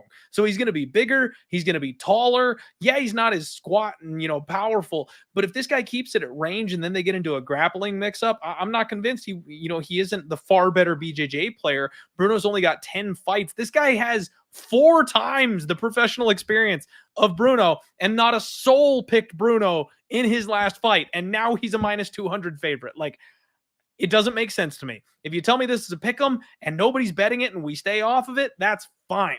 But Brunno at -200, I can't wrap my head around. It's dog or pass from a betting perspective. I'm tempted on Ruziboev by sub because that seems to be how he gets his fights done. And I wouldn't be shocked if they end up in a scramble and this fight somehow hits the ground because we've got 2 sloppy, in my opinion, probably not UFC caliber fighters going at it at this point. We'll see. I'm dog or pass, but this is mostly just a wait and see fight for me as well. Interesting. I actually think both these guys can win other UFC level fights. I think middleweight's kind of due for some turnover. I feel like the whole division sucks. I'm half kidding, but just like by and large, it's just not a very quality division. In the UFC, a lot of guys with one skill set make it very far. If you know how to do one thing, it's like, oh, I'll take this to the moon. And in bantamweight, whatever, you got to be good at 15 things to just get in the door. It's like, it's just a different level of fighting. But Billy, what do you think about this one, my man? I feel like you're going to be bullish on the dog. I just got a gut instinct. Yeah, man. Shouts to my guy, Joey Torado. Joey, one of our longtime chat members, lives down here in New Jersey, man. He always comes on as a guest panel for my Instagram live stream. And I rarely tell people, but man, Joey made it sound so convincing that time Bruno Ferreira was fighting RoboCop. He said he gave me the clips to watch. He said RoboCop leaves his head on the center of line movement. Dude's going to get nuked into the fucking 10th row. Bet Bruno Ferreira round 1 knockout. We'll pick up the money in AC. And boy, could you have not placed the bet. We went to go pick up the money in Atlantic City, and we're partying on, man. But I'm hopping off the bandwagon here. How'd you say his name? Ruziboev? Ruziboev. And it could be Ruziboev. totally wrong, but if you say it with enough confidence and gusto, people will be like, oh, shit, that's how you say it. Yeah, Ruziboev. Shouts to my man over there at Steady Picks. One of my guys will talk to on Instagram about fights every week. And the story about him is very interesting, man. He came over here to America, to Philadelphia, To go from Uzbekistan to Philadelphia, Renzo Gracie, a gym that I've passed plenty of times before in college. I'll tell you right now, it's damn near looks like a fucking basement smokehouse where you see fucking pot smoke coming out the fucking gym. Not a place that you really want to go away from your family, wife, and kids in hopes of maybe getting a UFC contract. And he came over here for about 5 to 6 months training with the guys, Pat Sabatini, Sean Brady, Joey Bodybags. They say that he's one of the most respectful fighters that they can train with, but once he gets that contract, he's going to go ape shit. And now he finally got that contract. Dude's been sitting around away from his wife, family, and kids about 5 months with the hopes of getting a short notice call up. This reminds me of Marcus McGahee. Got my man Sean O'Malley here, bobblehead season. We're getting ready. Ruziboev is going to be right here next to him very shortly because he's going to be a guy that if he wins this fight, we're never going to see this price tag again. I'll tell you that much. And I think that the odds makers are trying to make people believe that this fight's going to go under. The under 1.5 is juice. I got a greasy theory here, man. I get it. Dude, 6'4", he's a big guy, comes out of Renzo Gracie gym. You think he's going to get submissions. Who's to say he doesn't wrestle Bruno Ferreira for 15 minutes? It would not come into shock that he's wrestling for 15 minutes after training with Andre Petrovic. Fucking Pat Sabatini, Neil Magny came to the gym. Randy Ruboy Brown came to the gym. I think this dude's going to wrestle him for 15 minutes, maybe get a late finish. I like the money line. I like round 3 or decision here at plus 600. You know, ironically, I'm actually going to harken back to what Clint said, which is I actually think Ferreira might take him down. I think Ferreira is kind of stocky. You know, he's got that short build. When you look at guys that are really tall, I salivate, bro. I'm like, oh, this guy is going right down. Like I think of guys that are taller as easy to take down personally, but it's also a question of what happens when we go to the ground. Because the danger is you take down a tall person, a lanky person, and they're wrapping you up. They're already on your ankle while you're taking them down. Like all these things that they could do to extend the scramble. And for Ruziboev, you know, I felt like he was a fraud, like I said, based on his topology, because I'm looking and he's getting all these Kimuras and all this stuff. And I'm like, what? Yeah, okay. But then you look at his build, and for the weight class, his build is very unique. And the Kimura, to Clint's point, is not a move that works very often in MMA because good people don't get hit by it, right? But the difference was, I don't know that it's good people, you know, so against the highest level of opposition, maybe it comes to a point where it doesn't work anymore, but it's his length. It's his ability to create torque and leverage. He constantly goes for it. So that's the thing, is he's looking for that offense all the time. But on top of that, you know, guys aren't really expecting it. Because most people don't go for the Kimura, and when they do, they don't commit fully. They're using it to try and sweep. They're using it for other things. He goes 100% and tries to break your arm and your shoulder. And like that'll get a lot of guys' attention and respect. The Kimura will F up your shoulder so bad, so quick if it goes back like that. And so I think a lot of guys get panic tapped when they are put in that hold and they don't expect it. I used it a lot myself. So honestly, when I watched this tape, I came away more impressed. And I think that it could be a tricky thing here. Power guys are normally able to avoid Kimuras. That's just the way it is. Like most of the time they just go and just elbows in, not going to finish. But in this kind of case, he's got a lot more leverage than Bruno Ferreira, who's got shorter limbs, stockier, pieces to his body. So if he gets caught in a triangle, if he gets caught in any of these kind of situations, I think the length of his opponent will create a lot of opportunities. But it could be a blessing and a curse. So I think somebody's probably going to end up getting finished before it's all said and done, but I agree with you. It could go over 1.5 here, depending on how much wrestling and grappling is involved. Even though Fierro's never been finished before, we don't know how good his durability is. Who's to say dude can't get hit a bunch of fucking times? I mean, Trevor Peak last week, we saw it. Prime peak moment. I mean, fight finally got extended. You end up having a really good chin. We see it all the time. A lot of these undefeated fighters, you always see their price tags on their over-unders coming juiced towards the under. If this fight gets extended a little bit, I mean, the fact that the fight to start round 2 is plus 112, I just don't think that's grammatically correct. Like, that's not the way I see this fight.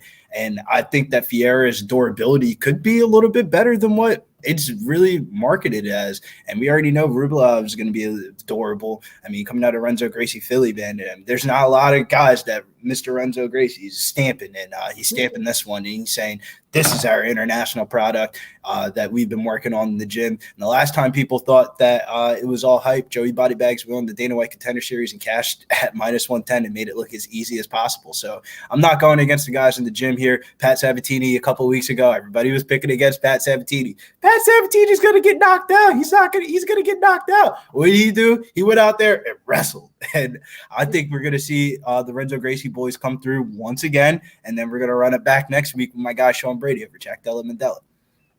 Shit. Shout out. My man's already kicking it forward to UFC 290 next week as well. But in the interim, we still got a couple more matchups to cover, including Benoit Saint-Denis taking on Ismael Bonfim at 155 pounds. And I'm going to go back to the underdog well here a little bit, guys. I think that there is a live underdog here, if ever so slightly, right?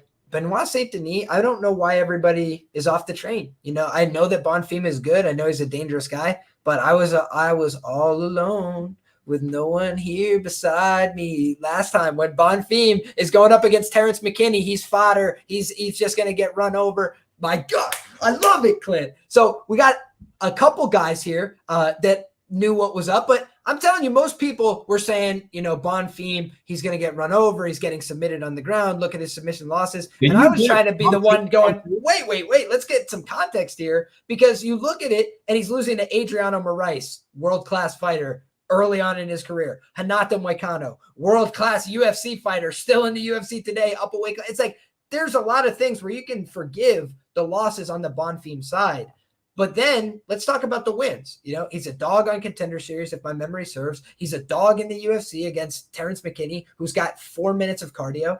I mean, seriously, like now he's just a lock. That's the impression now. It's like, oh yeah, well, he won that one that we all thought he was going to lose. So now he's a lock. He just can't lose this one. And I'm like, well, he's got a guy who's bringing a southpaw attack. He's got a different style of fighting. He's an absolute marauder, former special forces, probably been on all sorts of supplements that the general public doesn't even get access to. This guy got his, ass kicked within an inch of his life. Never thought for 1 second, I'm going to quit on you. So we're talking about people that fight for your money at plus 270 against a guy who people didn't think was going to win his last fight. They didn't think he was going to win the fight before that. But now they're damn sure he's going to beat this guy who's been aces throughout his career and really shown up and gotten better over time and went to an optimal weight class after taking a bad beating and looking really good.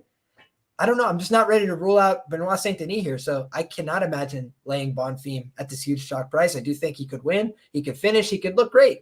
I'm not ruling it out, but for me, this is not my strategy. You'll never see me lay these kind of bets. You won't find it in my Bet MMA tip. It's just not how I play the game. And for me, it would have to be a dog or pass situation. Clint, what do you think?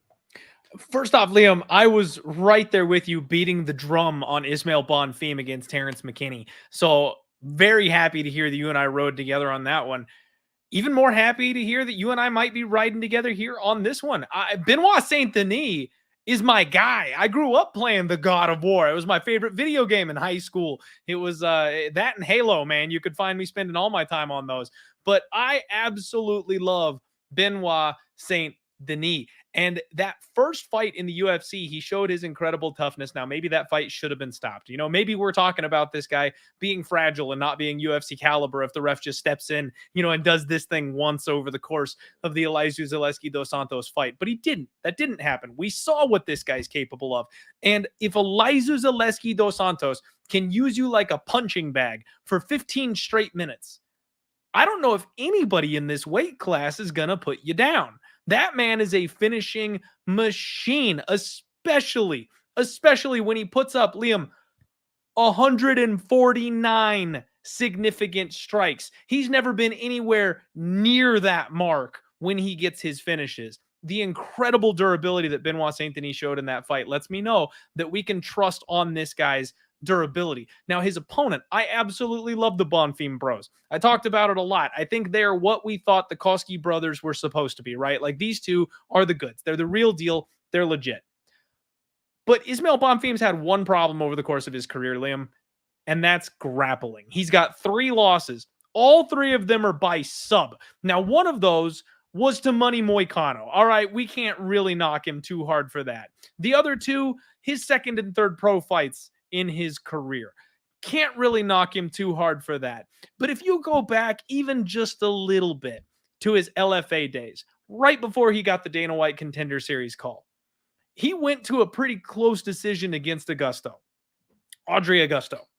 And what happened in this fight was that man got him down a couple of different times. He pinned him up against the fence. He slowed the pace of the fight down. And Ismael Bonfim also went full Cody Brundage and jumped Gilly 3 different times over the course of that fight, Liam. So if you're telling me that this guy thinks he's safe to play off of his back against wrestlers, and on top of that, he already struggles with the grappling aspect of his game. Oh, wait, there's one more thing I need to mention. UFC stats is not to be trusted. Their numbers are wrong constantly. But Ismael Bonfim is listed as 5'8". Benoit Saint-Denis is 5'11". There's going to be a massive size discrepancy between these two guys. Benoit is not chinny the way T-Rex is. He's got a full, not necessarily UFC caliber, but he's got a full professional career of fights under his belt at 10-1, 3 of those being UFC level. He's seen what it takes to succeed at the UFC level. I am not convinced that Ismael Bonfim is just going to roll over this dude. He hits hard. He's getting better. He's 27 years old. He's big for the weight class. And you hit the nail on the head. Ismael Bonfim was the underdog to Terrence McKinney in his last fight, and not a soul was picking him. And suddenly he's a 4-1 favorite. Not a chance. Not a chance. It's dog or pass. And I was tempted when Benoit Saint-Denis was like a plus 180 underdog, Liam. This is very quickly getting into must-bet territory. And I know people out there mock me for talking myself into losing bets and betting on value, and I'll just kiss my money and blow it away into the ether. I guarantee you that Benoit Saint-Denis at this ridiculous, insane price tag over time is an okay bet. So I'm just waiting for the line to peak. It's not stopping, Liam. It's not stopping. Benoit Saint-Denis has spiked all the way up into the plus 280 range in some places right now. I'm just going to wait. And believe it or not, I think we look at Benoit Saint-Denis by decision. It's 6-1. Now, when his money line gets high enough, the props kind of don't matter at a certain point because you can just play the money line. But at 6-1, I think that Ismael Bonfim has improved enough to the point that he's not going to give up the same type of subs. And Benoit Saint-Denis is kind of a brute, mauling, wrestling type of fighter. He's not slick like Moicano is. He's not going to slide into that back take. He's not going to sneak in under the neck. He's an arm triangle. He's a punch you into submission until you turn over type of guy. And I don't think Bonfim is going to respond the way that we think he will to get that kind of a sub. So easy answer is, he's lost by sub 3 times. Of course, the grappler is going to sub him, and we're getting 8-1. I think both these guys hang in there, Liam. I think it's over 1.5. I think it's BSD. I think it's BSD by decision. I think it's fight goes the distance. Like, we're just going to turn everything everybody's saying is right and flip it upside down on this fight. It's not going under. It's going over. The dog is live. I'm right there with you. I absolutely love it. Glad to see that we're lining up on this one. And in addition, when you're looking at somebody like Bonfim, to your point, my man, what was my last bet on Bonfim prior to the McKinney bet? I bet Nariman Abasov by sub for a quarter unit plus 900 on the Contender Series. By the way, guys, I write articles on the Contender Series. I've gone pretty deep on a lot of Contender Series people. I went on an insane run 2 seasons ago on Contender Series of profit. So it's like, I've done a decent job projecting out some of these prospects. I thought Bonfim would be undervalued, but now he's gone from being undervalued to back to being overvalued in my view. And I just think that it's a fickle market, right? What have you done for me lately? And for Benoit Saint-Denis, he's been beating up guys that he was expected to beat up. Bonfim did something he wasn't expected to do, and people are rewarding him for that. And I just think it's a little bit too overzealous. Billy, what do you think about this one, my man? Do you agree with me, Clint? Do we got a live dog here, or is Bonfim going to take his head up? I'm going to have to disagree with you guys, man. Call me crazy, call me what you want, but I got to stick to my cat. And just because you're not under the UFC banner does not mean you're to a certain point of level of competition. And I think this is a significant step down in competition from the last 2 people that Bonfim has fought. I thought the dude that he fought in the Contender Series is legit. I also had a bet on Abasov, and then I had a bet the fight to start round 2 in the McKinney fight because I thought if Bonfim won that fight, it'd probably be round 2. McKinney fights just don't go to round 2. And I feel like this is the same exact type of scenario. I want to attack this more from a prop angle. I mean, fight to start round 2 is minus 300, but fight to start round 3 is minus 122. So the odds makers are kind of saying we're going to see a second round finish. The last time that he fought McKinney, I believe that did go over 1.5 rounds, and this fight's also lined at over 1.5 rounds, and that's the way I'm kind of feeling for this one. I don't like Saint-Denis's cardio. It's his cardio for me. His cardio drops off significantly as the fights go along, and his striking defense is a huge red flag for me. But the one W that I will say about Saint-Denis is I bet the under 2.5 in that Zaleski fight. And I've never screamed at a television more times in my life than probably Trevor Peak last weekend for an under 2.5. And I just feel like if Benoit Saint-Denis stays in here for 15 minutes while this fight might be a little bit closer than the line is indicating right now, the big handicap for me is the spread for this fight. Usually the other underdogs that we talked about tonight, their plus 3.5 is in the minus category. When you look at this fight, they have Saint-Denis plus 3.5 at plus 210, by far one of the biggest spreads that you're going to see on the market for this weekend. So I think that Ismael Bonfim is going to get a second to third round finish here. Am I going to the window and putting my money where my prediction is? Maybe not, but am I going to parlay Bonfim this weekend? He might be one of those fourth or fifth legs, one of those guys lower down in the parlays. I don't want to keep him up top because it's really Gabriel Bonfim, the younger brother of the two. I mean, he's the one that's gotten the UFC rub. Like, hey, buddy, we're going to give you Trey Waters, man. Go get that highlight finish. And they kind of said, oh, this is your brother that we have to give a contract to? All right, Ismael, let's see if this guy's any good. If he flames out these next 2 fights, we can cut him and we won't have to worry about it. We get the better Bonfim brother. But no, honestly, he's showed up and looked a lot better than what the UFC probably thought that he was going to look. And now they're kind of giving him that right level of competition, that little highlight reel knockout to really get the Bonfim brothers to really go on that run. And I think that's going to happen this weekend. I got Bonfim knocking out Saint-Denis, man. He gets hit too much for my liking. I can't – if I'm betting on you at underdog odds – granted, I would like it to be the more dangerous fighter, but if you're getting punched in the face and you have spotty cardio, I'm out. Well, here's what I would say. I would think two rebuttals to that, which is number one, if you don't have good cardio, you simply cannot go 15 minutes getting an absolute shellacking like he did against Easy Dose. It was literally 150 significant the dude got strikes. fired. The ref got fired after the fight. They said, yeah, but we saw it, right? He didn't die, right? He didn't fall over. But that's in America. That's he kept fighting. He kept moving, even to a fault. Like, dude, he almost arguably won the third round because Easy Dose was dead. He literally spent every part of himself, and then he died. He's like, I can't believe I'm still out here. Like, but Liam, if that fight is in America, that is a under. The fact that it was in Russia and we had a Russian judge, it was on the Islam Makhachev card. The card was early on. There's a lot of narrative theory. If that's Keith Peterson in there, he's fucking running in saying, stop the fight. Mark Smith, he might let it go on a little bit. I mean, maybe if Mark Smith's the ref, he'll let it go on. But I don't know, man. I get it. He showed durability. But, bro, that's an under 2.5 in America. Let's just simplify this, though. If you had Easy Dose against Ismael Bonfim, who would you favor? I mean, I would obviously favor Easy Dose. Yeah, he's a much more proven fighter. So yeah. And he's at 170. So it's just like, I think that it's possible Bonfim could beat him, just like a Luigi Vendramini or something, right? You could spark plug him early, but then just as the fight gets extended, it's just harder for somebody like that to win. And I feel like for Benoit Saint-Denis, it was a really unwinnable fight there, and he was lined closer than he is in this one, which I feel like it's a much more winnable fight. So that's my only difference here, but I can see it. I mean, he does get hit cleanly. He could get knocked out here, but I feel like if he doesn't get knocked out, it's going to be a greasy fight, and then maybe my guy Clint's plus 600 decision look comes into play. But do we all agree on the over 1.5 in this fight? I think over makes so much sense.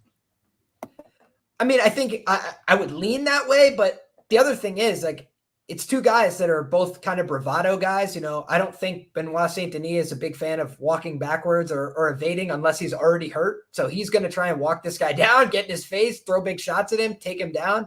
And when that kind of volatile fight is taking place, I do think somebody could get finished, but I would lean towards the over. I think it's rightly favored to go over, but the price I think is somewhat appropriate. What is it? Minus 180 to the over 1.5. I think that's probably going to hit. Bet online right now. Let me check for you, Liam. Over 1.5, minus 175. There it is.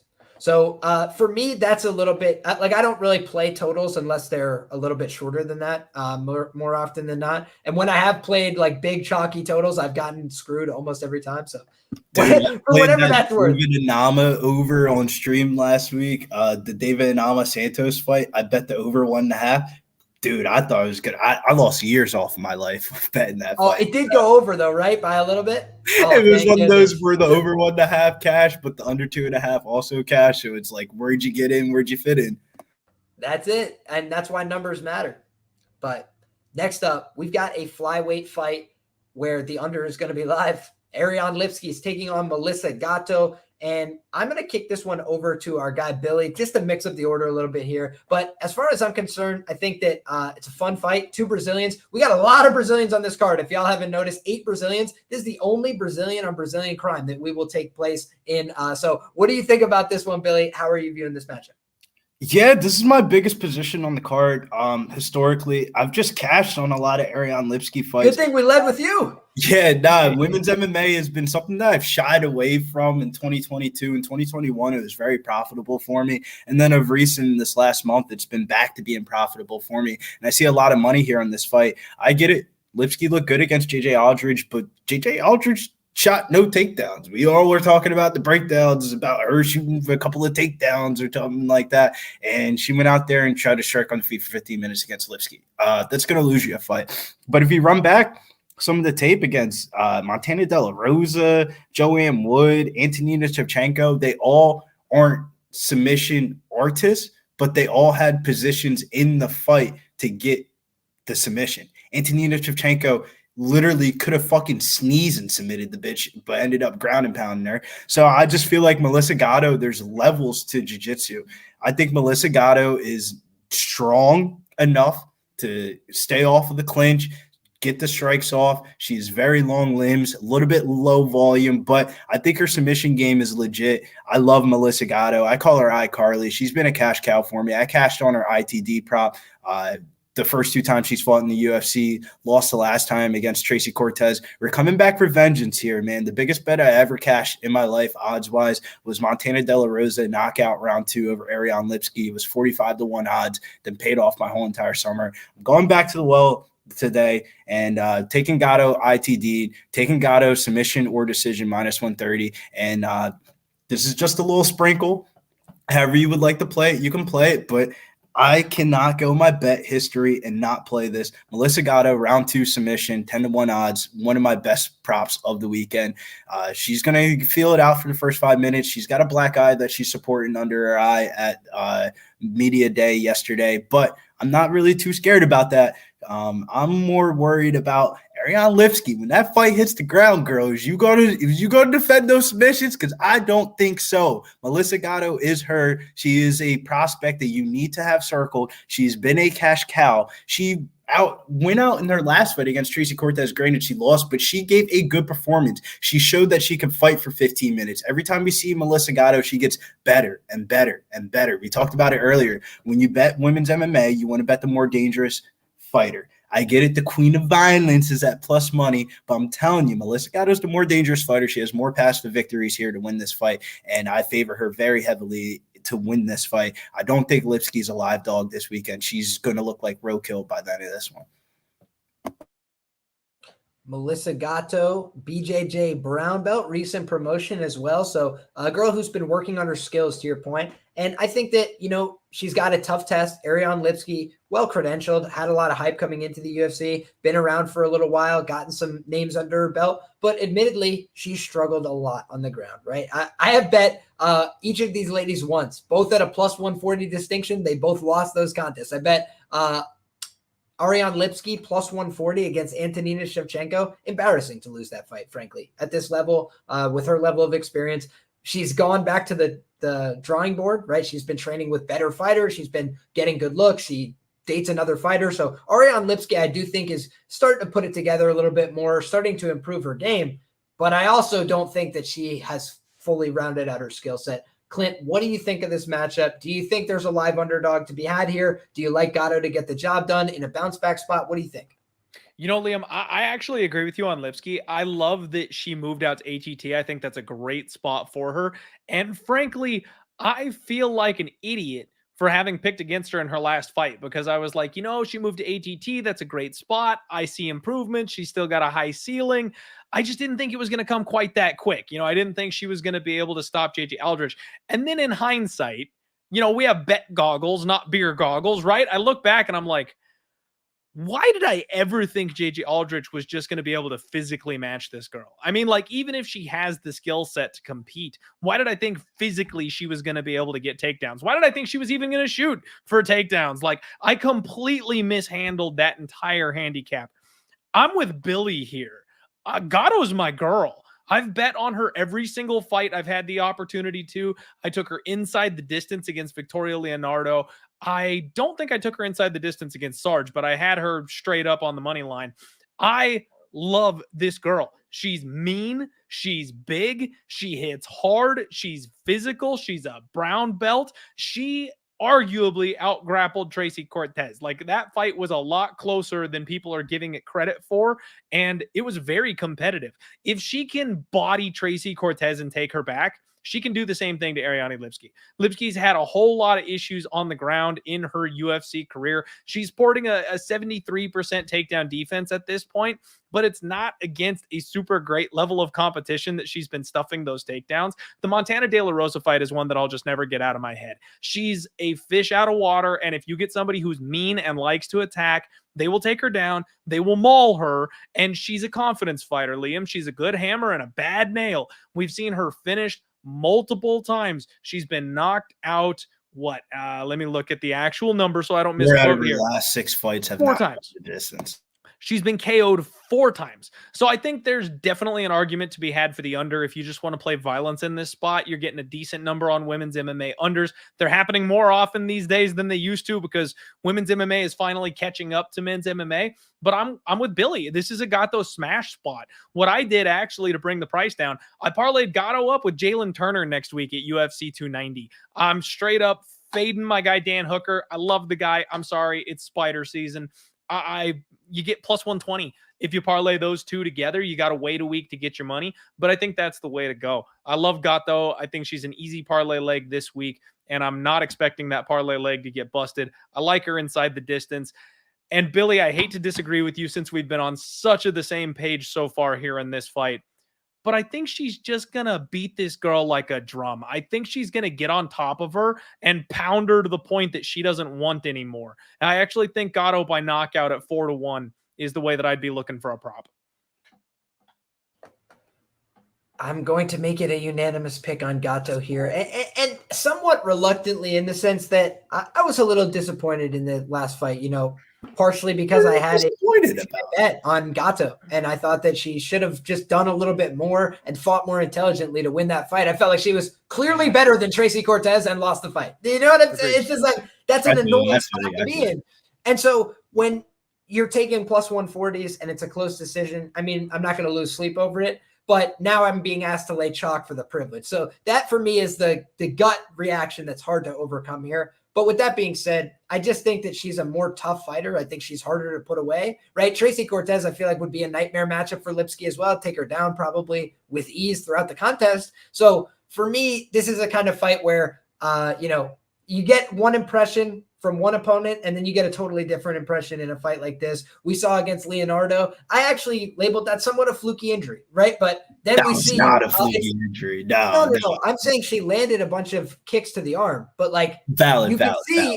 Watch 100 fights. You see people land, 10 kicks in a row on the arms and they don't break. Victoria Leonardo's arm just being fragile enough to break on a kick was a little bit fluky to me. But then I see her go out there and kick Sarge in the body, and Sarge falls over like she got shot by a gun. And I'm like, okay, she's got maybe real power. It's not a fluke. She looks like she's on all the steroids in the world. She Yes. submitted Karol Rosa via Kimura prior to the UFC. So she's checked a lot of boxes, plus the advancement in the gi, like I was talking about. I think she's going to win this fight. And I think to Clint's point, whenever I feel like somebody's live to get the fight done by sub, I'm always worried in the back of my head they're just going to be like, screw this.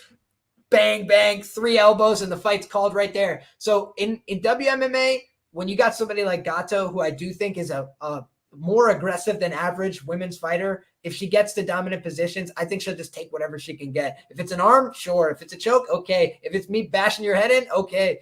So for me, I do like violence here. And I think Lipski's best chance to win is to catch her making a mistake. She's very aggressive. Gato likes to come in, swing and bang. She could walk onto a big shot, or she could, potentially make a mistake on the ground. Those are the only 2 ways I see her losing this fight. I just think she's going to have more control physically than her opponent here. But she makes some vulnerable decisions, hangs out the guard time to time. Those are my only fears on that side. Does it scare you any about the black eye that she was supporting at media day? For sure. I don't like fighters coming in with damage, but also, it's a little bit contextual. I want to hear what she has to say about it. If she goes, I've had this for 2 weeks and it's just starting to go away now, I'd be like, okay, whatever. If she goes, yeah, it sucks. Like 2 days ago, somebody punched me right in the eye. It sucks to happen right before a fight. I'd be like, she's concerned about it. So that's going to be something I actually haven't heard interviews. It's probably going to be in a foreign language. It's going to take a little bit of finesse. It was work weird. here, I tried to do a little bit of research about it, but the only thing I got was 2 hours later, she's fucking standing with Dana White and they're fucking cheese and taking pictures on her Instagram.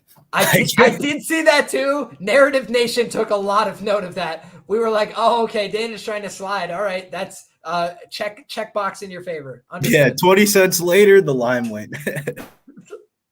Love it. Next up, guys, we got the feature bout of the evening, 170 pounds. Max Payne Griffin looking to, get some momentum back on his side. He had, I pointed this out earlier this week. I feel like you could arguably see Max Griffin on a 6-fight win streak, right? He lost Alex Cowboy Oliveira, split decision. Lost to Neil Magny, split decision. You reverse those 2 results, we're on a 6-fight win streak coming into this. The problem is, every fight had a little bit of question along the way. Even the Carlos Condit fight, Condit, how with it is he still? Did he want to be out there? Was he giving his best performance? Was he still physically with it? Then you see some of these other fights. Tim Means slows down a little bit over the course of the fight. Neil Magny starts off hot, can't get the finish, and then slows down over the course of the fight. Gets pile drivered in round 3. Jesus Christ, what the hell's happening there? I didn't like everything I've seen from him visually over the course of these 15-minute fights. At the beginning, though, the guy's starting hot, right? And we're talking about the pre-fight line says that he's got less than a 30% chance to win. I think it could be 50-50 if he goes out there and knocks down Morales in the first round, right? So that, for me, is a theoretical standpoint, why I think there's some potential values, potential merit to the dog. But ultimately, how often do you see that icon pop up at the bottom of the screen that says, fighters 6-7 years younger win 80% of the time? Like, that is not there for no reason. It's true, right? Younger fighters just have more opportunities to make mistakes and not pay for them as dearly, right? When you're 37 and a hook, if you lose one fight, you're back down the card fighting 24-year-old killers, right? Like, that's what happened to Max Griffin. He lost one fight, and now he kind of got a little bit screwed. He's in tough fights in not prime positioning on a card that people don't really care about in the middle of July. All right, let's call it how it is.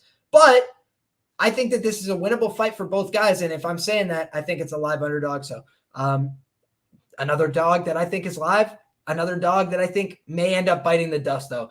Some of the other dogs I feel a little bit better about. In my heart, I think theoretically I can't get to the favorite, but I do think he's going to get knocked out in the third round here. I think we're going to see some success from Griffin. I think he might win round 1, and I think Morales is going to storm back on him, kind of like Fugit, right? It was peaks and valleys. Round 1's great. Round 2, it's getting a little dicey. Is Fugit coming back? Round 3, he stiffs him, So I kind of think the same thing might happen here. Clint, how do you feel about this one, my guy? Do you think we have a live underdog, or you think Morales is the new standard at 170? I'm struggling with this one, you guys. I really am. All week I've been having a hard time. It seems like Max Griffin is the public underdog of the week, and those don't do very well. Like, everybody and their mom is all saying the same things. He's 37 years old, though, and we see a decline from that. Going to a split decision with Neil Magny, not so bad. I like me some Neil Magny. Going to a split decision with Tim Means, that's not as great. Like, it's been close fights back to back there, but it's not so good. I mean, he's got some decent pop in his punches. It doesn't seem like he can go hard for the full 15. He's got a lot of split losses over the course of his career. So he's fought very well, very competitively, But Liam, you remember when I mentioned those death throws a little bit ago? This guy was on a 2-5 UFC run. And now he's put together a 1-4 UFC run at 37 years old. Do we think he's suddenly just this new incredible fighter? He's just going to keep going up at 38 years of age? I don't. I think he's going to come back down to earth at some point. He's tough. He's durable. He can wrestle. He can punch pretty hard too. But this Michael Morales kid is slick. He's tall. He's long. He's fast. He's just 24 years old. I think he's the goods. I mean, I took my shot, Liam. Every once in a while, you get one opportunity to fade these kids where they're going to slip up and make a mistake, and you can fade them once before they figure it all out. And that was Adam Fugit. I took my shot with Adam Fugit. Adam came out. He showed everybody what he was made of. He pushed this kid, and then he got caught in the third round and knocked out. It looked like it was going to be very competitive going to that decision. Morales found a way to win that fight. And after fighters find a way to win a fight, they don't lose the next one. I talked about that with Erin Blanchfield. You know, when she got pushed by JJ and everyone was going, oh, let's fade her because she fought close with JJ. It's like, no. She destroyed the next fight. Like, this kid's going to be better. So as much as it kind of pains me to say it, I think Michael Morales is the side. I wouldn't be shocked if he knocks him out. I wouldn't be either, and neither would the odds makers because they are keeping it 2-1 and below, right? And I think that that's a little telling as well. With Max Griffin, typically a pretty durable guy, but if Neil Magny's got you on death's door in round 3, it's not to say that he doesn't do that, you know, with his cardio and his pace. But again, against a kid like this who should be able to keep that same kind of cardio and pace you would assume over the course of the fight, and he's got more natural power, and he's 24. Couple things not going your way. What do you think about this one, Billy? Do you like our guy Max Payne, or you think he's got his work cut out for him this weekend? It's a hard fight for me to like really go into, but I just gotta stick with my cap and just be firm with it and just not fall into fan favoritism and all that, because I'm a fan favorite of Michael Morales. I remember when he was 21 years old. I was also 21 years old. He was on the Dana White Contender Series. Now he's 24 years old. I'm also 25 years old. So, I mean, we're a little bit older than him, but I remember when he made You passed him, dude. He'll never catch up again, that bastard. Yeah, I remember his Contender Series debut, and then I remember his UFC debut, and I remember the Adam Fugit fight. I think the theme about the story of these fights is he's finally gotten that money. He's gotten that $50K bonus. If you see his Instagram, now he's in the hotel room with his buddies. He's got the earrings out. He's got the chains on and stuff like that. Does money result into, is this guy still improving? Probably so. I still think that he's still improving, but I also think that he's underestimating Max Griffin. Shouts to my man, MMA Locker Room, Millie Mills, did an interview with Max Griffin on Monday night, and Max Griffin said, they gave me the call. And I said, Michael, who? I just fought Tim Meads on the co-main event. And now you want me to come out here to the Apex and fight some dude I never even heard of? I guess. And then he said he looked at the betting odds and he saw that how big of an underdog that he was. And he was like, damn, like the UFC called me because they want to give him a win. I think Max Griffin's got a little bit of pain in his heart, no pun intended. And I think he's going to give a good account of himself. Wow. This is one of those scenarios. Are we asking for him to win the fight at plus 200? Or do I want to bet on him to win one of the 3 rounds and not get knocked out at minus 150? I think that's the way I'm going to go here. I think Max Griffin has more than enough capabilities and tools in his bag to win 1 out of these 3 rounds. And I think that Michael Morales, he's somewhat of a patient fighter. As it doesn't feel like that when you look at the Tapology record, but when I watch him fight, he's a little bit more of a patient fighter. He isn't going out there and just going for the kill every 5 seconds. He wants to feel the fight out, see how the fight goes. And I feel like Max Griffin, he has a chip in his shoulder, and he knows, like, these are the last couple fights of his career. He's got 4 or 5 more left to go at it, and he thought that he would get this little main card spot somewhere against one of the older guys in the division. No, they gave him a gatekeeper role, and I think the gate will be closed on Michael Morales this weekend. I think Max Payne Griffin moves on. And am I going to the window with the money line? No, I got to go with the handicap here. I know turning a dog into a favorite, not the best way to – nobody wants to tail it. But that's the way I think that he wins this fight, is by winning one of these 3 rounds. And then we got to get lucky with Sal D'Amato judging that 3rd round or something like that, or hope Michael Morales isn't that good or something like that. There's a lot of ifs in this fight, but there's one thing I do know is Max Griffin's going to fight for money this weekend, and I think Michael Morales has been splurged a little bit too much, man. I'll tell you right now, I know how I act when I cash a 5K ticket. I go straight down to Atlantic City. We get a bunch of fucking drinks. We're rooting on homie playing poker, and we're throwing into the pot. Like, I know how it is to be a young kid and you start seeing money and stuff like that. That shit will change you, man. If you got 50K right now, Liam, you think you'd be on this podcast right now on Thursday night, or you and wifey would be on vacation somewhere? Oh, you're damn right I'd be on this podcast. I'm just saying, man, 50K, a couple 50K bonuses do change people, man. And maybe we might not see the same killer Michael Morales that we've seen that came off the Dana White Contender Series that everybody was underestimating. Everybody's expecting him to win, and that's when people lose. I might have more posters and a more comfortable ass chair. I'll tell you that, Billy, if I had $50,000 just burning a hole in my damn pocket. But every day, one bet at a time. And I think that in this case, man, I don't hate the dog shot on Max Griffin at all, because I do think it's a prove-it spot. As our guy Dan Levy, Best Fight Picks, likes to say, nobody's exempt from that first L. We got 3 undefeated fighters on the bill. Somebody's probably going to drop one, right? And I think we got another candidate here in Michael Morales, because he's fighting tough opposition. We got Bruno Ferreira fighting Ruziboev, and we've got what's her name? Ivana Petrovic fighting Luana Carolina. So 3 undefeated fighters on the bill. You know, that's a lot of pressure. That's a lot to risk. And Max Griffin, he's coming for everything. So should be a fun fight, man. I'm excited for it. Next up, the co-main event in the lightweight division. We got Grant KGD, I believe is his nickname, Dawson. In either case, he's taking on Damir Ismagulov. Fascinating fight because, you know, Damir Ismagulov said, I'm riding off into the sunset. I'm retired. It's all over. Health, family, whatever else I got going on. Then he said, forget it. I'm back. Back like I never left, right? And Grant Dawson, he's been putting together an incredible run. You know, I don't know that people have taken like full stock of it over time, but I've been thinking he's kind of fraudulent along the way. And just each time he gets a stiffer test, he's done a little bit more. He's done a little bit better. I bet Leonardo Santos against him. I thought that was the best fighter he had fought for a long time in his career. And, I bet Leonardo Santos against him. And I bet Grant Dawson by round 3. I was like, the only way he's going to win this fight is if he outlasts the guy, doesn't get finished, and storms back on him in round 3. That's exactly what he did. He cashed the plus 1,200. And I was like, holy shit, this guy fights till the bitter end. Like, he will try and finish until the fight is over. Jared Gordon don't get submitted very easily. He fought till the bitter end and then choked that guy out.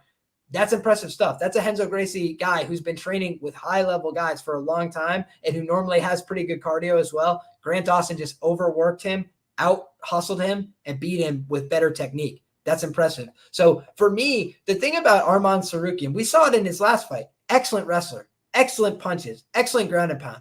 Did y'all see a bunch of elite back takes and body triangles? He doesn't have the build for it. That's not how he's set up. It's not his game, right? It's not what he's going to do. Grant Dawson's the opposite. He's going to try and control you thoroughly if he does get you to the mat. So for me, this is a fight where it's going to be tough for him early. He's going to have to try and close down distance on a guy who's faster, who has a better jab, and who's a little bit more evasive with his footwork. So I think Dawson could look a little bit foolish in the early going here, chasing after him, looking a little bit more off of his game. But when you talk about a guy who could settle into a fight, who could fight hard for 15 minutes, even the fights where he tired out against Rick Glenn's an awkward, long-ass body, and Grant Dawson was easily beating him and then overworked himself, wrestled himself into a hole. That's how I describe that concept to people when people get too tired. And I think for Damir, he's got to do a great job stuffing takedowns here, because if he does get taken down, I think it's a different situation than with Arman, where I think he's going to get held down. And I think he's going to be in dire situations. So, I look back at the Alves fight. That was a fight that wasn't very convincing for Damir. He doesn't look like he's as enthusiastic in his UFC run as he did prior to coming to the organization. He's a little bit older for the division. He's a guy who's got a lot of wear and tear, a lot of miles. I bet him in his last fight, and I was a little bit disappointed after the result. It was a close enough fight, but it felt like a close fight he was going to lose every time. And for me, that's a little bit of a problem. So I think he could win this fight, but I think the guy who's way hungrier and wants to be here badder is Grant Dawson. So I'm not going to fade that. I'm not going to bet it as it flips the chalk, but plus money, I think Grant Dawson was the right side here. What do you think, Clint? I think you're right. I think you got in at the right time. And I think if you got in at that plus number, like, sit on your hands, man. Anybody who did that, you did the right job. You've got the best bet you can possibly have on this fight. And Now you just wait and see how this thing goes. For people like me who hesitated just a little bit, I'm not sure what to do at this point, man. One thing I've talked about is that the year of 2023, I think, is the changing of the guard, Liam. We're seeing a whole lot of these older fighters ushered out, these newer fighters that have been at good camps that are making their improvements. They're breaking out this year. And I think this is a prime candidate for being a changing of the guard spot. Damir Ismagulov, we've all talked about how good he is. We've all talked about how he could fight for a title. He fights very competitively with the upper echelon of this weight class every single time. But did you guys know he retired in January? Like, he's having health issues, hangs it up, and here he is 6 months later accepting a fight. What happened there? What happened between January and June that suddenly he's back fighting at the top level? I'm that concerns the hell out of me, Liam. Like, as soon as fighters mentally have that R word floating around in their dome, they're not quite the same. Now, if he's retiring for health issues and then maybe they find a medication that fixes him up and he's good to go, could be a different story, right? Like, he's obviously not out of it skill-wise. He's obviously not too old. So it's a different kind of R word, but it still is a little sprinkle of doubt, the fact that you hung your gloves up and now you're turning around to come right back. If anything, for me, it's going to be Grant Dawson for all the reasons you listed. And on top of that, I'm not going to back a guy who just said, I can't do this anymore, and is fist fighting somebody else much hungrier, much younger 6 months later. Couldn't agree more, my man. And just looking at some of the prop prices as well, I think it's pretty aggressive, right? We're seeing a fight that's lined basically 50-50 and over 10-1 on Dawson by knockout in a lightweight fight. Pretty aggressive stuff in my view, for a guy who, again, like you said, it's a volunteer army. And this guy was thinking, I might have to not show up to work anymore. Maybe he got a couple bills. Maybe he got, something that he wanted to make a big purchase. He's like, I could get a TV if I do this. Like, maybe he's just cashing out for one more. That's always a concern when somebody's using the R word, to your point. What do you think about this one, Billy? Do you think Damir Ismagulov's got one more good one in him, or is this Grant Dawson's time to shine? This is one more where I'll talk a little bit about my betting philosophy. I have like two different packages you can buy off of me. There's the VIP package, and then there's like the regular $100 unit size better package. And what I'm learning from is more learning from my losses. Why am I losing? How am I losing? Was it a random occurrence of the fight, of a total or something like that? Was it a ref stoppage or something like that? But last week I learned maybe it's just too much saturation on my card. Like I said, it went 4-3-1 on the $100 unit size card, then went 4-0 on the $1,000 unit size better card. I think it's just adding too much stuff onto a card and just being comfortable with, okay, maybe I'm leaving money out on the spot on this one. Everything would tell me to bet Grant Dawson here. The line kind of got away from me. I lean towards Grant Dawson winning the fight, but my philosophy is picking winners, man. And I picked the right winners yet last week, but added too many different props. An under 1.5 that was chalky, that didn't cash. A Justin Tafa first round knockout that ended up being a push. I didn't need that on my card. I had 4 winners. I had Rebecca, Ricci, Barber, and fucking Rebecca. And I could have just left it alone right there and just went off to the next week, rode off to sunset, had a clean sweep of a card. But no, I wanted to grab more plus money. I wanted to play this. I wanted to play that, and ended up damn near breaking fucking slightly above even. So it's like I just got to become a little bit more comfortable with just leaving spots on the card that I'm not as convicted on and just going in on the spots that I really am confident on and not being sucked in by a line or something like that, or a narrative or something like that. And the narrative is good, man. Clint played it out perfectly, bro. How, like, it feels weird that, like, any other scenario, if you replace the name Damir Ismagulov and you put fighter A and fighter B, you would be backing up the Pink's truck on fighter B for Grant Dawson this week. But just that little bit of ounce of doubt in the back of my mind of like, dude, I remember parlaying fucking Grant Dawson and Ramazan Ameev the night that he fucking went push against Ricky Glenn.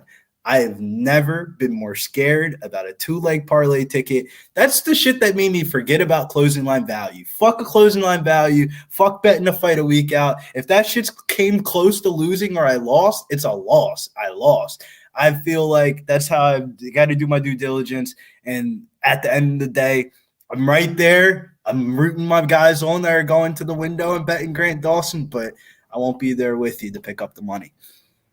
How about the best bet that I made that didn't cash? Ricky Glenn plus 400. Felt like nobody in the world was on that ticket. And when it pushed, I was just like, and I hate this sport. All right, back to the drawing window. Literally, I had Ricky Glenn plus 400, and I was like, what?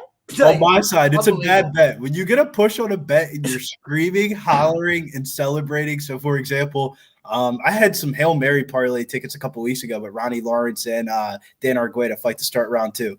I was screaming and hollering for that push. So, sometimes you got to go back into your bets and see, like, why am I losing? How did this push? Did I really need to bet the Justin Tafa round 1 knockout prop last week? Or could I just left that off my card and been more profitable? So I feel with Grant Dawson. Do I bet Grant Dawson on the money line this week? Or do I just leave it off my card and just remain profitable? Like, I don't know, man.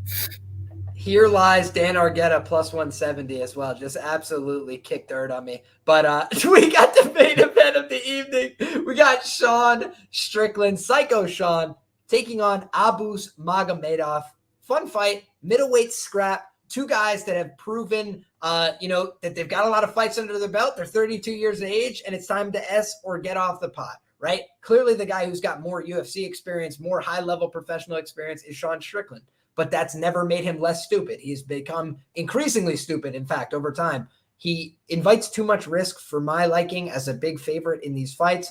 I thought that he beat Jared Cannonier. I bet him in that fight, but he didn't go out there and show the level of urgency that I want to see from a guy. He goes out there and fights close. If he has an opportunity to finish like Uriah Hall, he doesn't take it. He leaves the door open. He doesn't finish on purpose. The last guy he finished was Brendan Allen at 195, and that was like the only personal vendetta he's ever like taken into a fight. And by the way, Brendan Allen just randomly falls apart and gets knocked out. We all have seen it before. So when I look at this fight, I say to myself, who is more dangerous in the early going? I think it's Abus. I think he's more committed to trying to hurt somebody. I think he's more violent. I think he's a little bit more dynamic with his offense.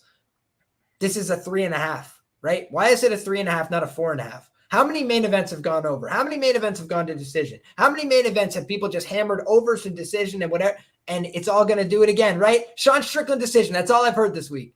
I think the way that I would expect this to end is either Sean Strickland is going to finally knock out somebody and like move forward with his career, or Abus is going to knock him out. I do think this is going under 3.5. I thought the same thing last week, and somehow Josh Emmett took a million nuclear bombs right to his face, and it should have been stopped anyway, but it wasn't, right? Okay, life goes on. But for most of these fights, I'm always going to be a little bit contrarian. I'm not going to look to run with the market like my guy Clint was talking about before. And I think a lot of people are convicted that this is going over. I think a lot of people are convicted Sean Strickland's going to win. I think Sean Strickland could lose to anybody. I think he's a good fighter, but just not a guy that you could trust to fight smart for your dollars the whole time. As an underdog, I mean, you got to go ahead and say, hey, he's a very talented guy. Maybe people are sleeping on him. But people give a lot of credit to Sean Strickland, and then he goes out there and makes huge catastrophic errors, like just fighting with his hands down against Easy Dose and getting spin kicked in the head in embarrassing fashion. Everybody's thinking Benoit Saint-Denis a lock to get knocked out, but it's Sean Strickland who got knocked out by Easy Dose, and our guy Benoit went 15 minutes. So I'm calling BS on it all, man. I think that Abus is a dangerous guy. I don't think they put him in here if he wasn't. Reminds me of Yuri Prohaska. Goes in, gets one quick finish. All right, skyrocket to the moon. Let's see what we got. Dual demographic, fits a lot of boxes for me. Give me Abus. Reluctantly. Don't know enough about him to say for sure he's going to win, but I thought Imavov was going to win, and I think the weight change was really detrimental to him. Strickland, above 185, he's a killer. At 195, at 205, the guy is nuts. But when we're talking about 185, he's a guy that goes tit for tat over 5 rounds. He normally doesn't out-volume people by a ton. He goes strike for strike. He went to a split decision with Jack Hermanson. Yes, it was a bad decision, but guys, he's letting other people into the fight. He does not make sure that he is left no doubt. That's what I want to see from a minus 150 and above on the money line. So, Clint, what do you got on the main event? My brother, excited to hear your thoughts. I'm right there with you, Liam. I'm glad we're agreeing a lot this week, man. I played plus 150 earlier in the week. Glad to see the line is moving our direction here on this one. I love A-Bus, man. I'm on the A-Bus bus. I called this guy from a mile away, Liam. I found this guy, and it broke my heart because I'm the biggest Dustin Stoltzfus fan and supporter on the planet. And when they matched these two up, I went, oh my God, he's going to kill him. Like, I knew without a shadow of a doubt that that was going to be a murder scene when they made the fight. And the fact that the UFC is skyrocketing him to the top of the weight class, they want him to be a contender immediately. They're putting Sean Strickland in front of him. And you know what Sean Strickland just kind of seems to be for the UFC? He's the stepping stone for everybody else. Uriah Hall, Jack Hermanson, Alex Pereira, Jared Cannonier, Nasser Dean, and don't get it twisted, Nasser Dean was supposed to win that fight. The UFC knows Sean Strickland has zero fight IQ, and he's going to walk forward and give you exactly the fight that you want. We saw that not work out so well against Alex Pereira. This is a fun little stat, you guys. Sean Strickland has absorbed over 100 significant strikes per minute at this weight class, where these are big boys that hit really hard, in 4 of his last 5 fights. That's got to be a record for the most damage absorbed in a 5-fight span. The one fight that he did not absorb over 100 significant strikes, yeah, he got knocked out. Like, you cannot possibly keep this up. He's fighting at a very rapid rate. This will be the 3rd fight already for him. I'm sorry, this will be the 2nd fight for him, but he fought 3 times in 2022. So, like, this guy is just continuing to go. He's wearing his body down. He walks forward. He sticks a 1-2 in your face. And that's it. Wash, rinse, repeat. I think A-Bus is going to have better footwork and movement than him. He's got those sneaky up kicks. That teep that he hit my guy with in the first round was devastating. He's got straight shots. He's got hooks. And that's what Pereira got this guy with.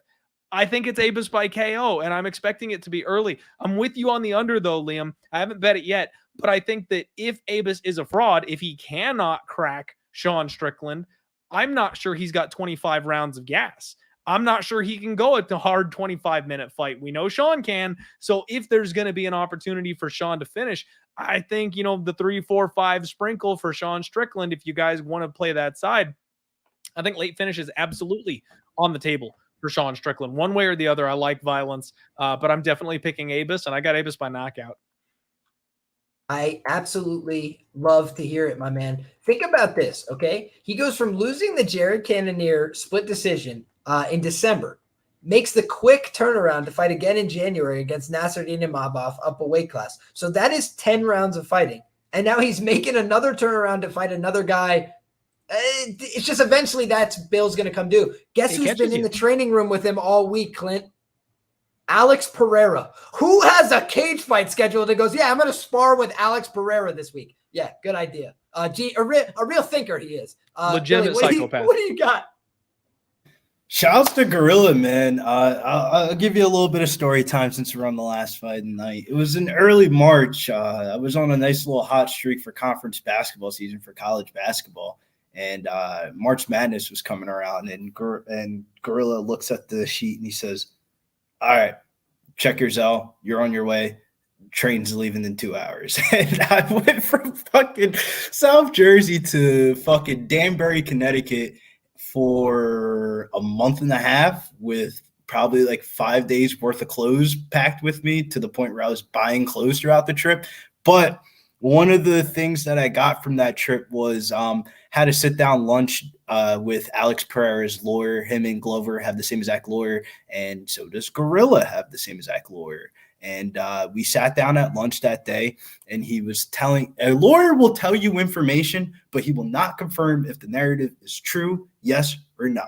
They will not give you the confirm of a yes or a no. They will just give you the information, and what that person does with that information is what that person does with that information.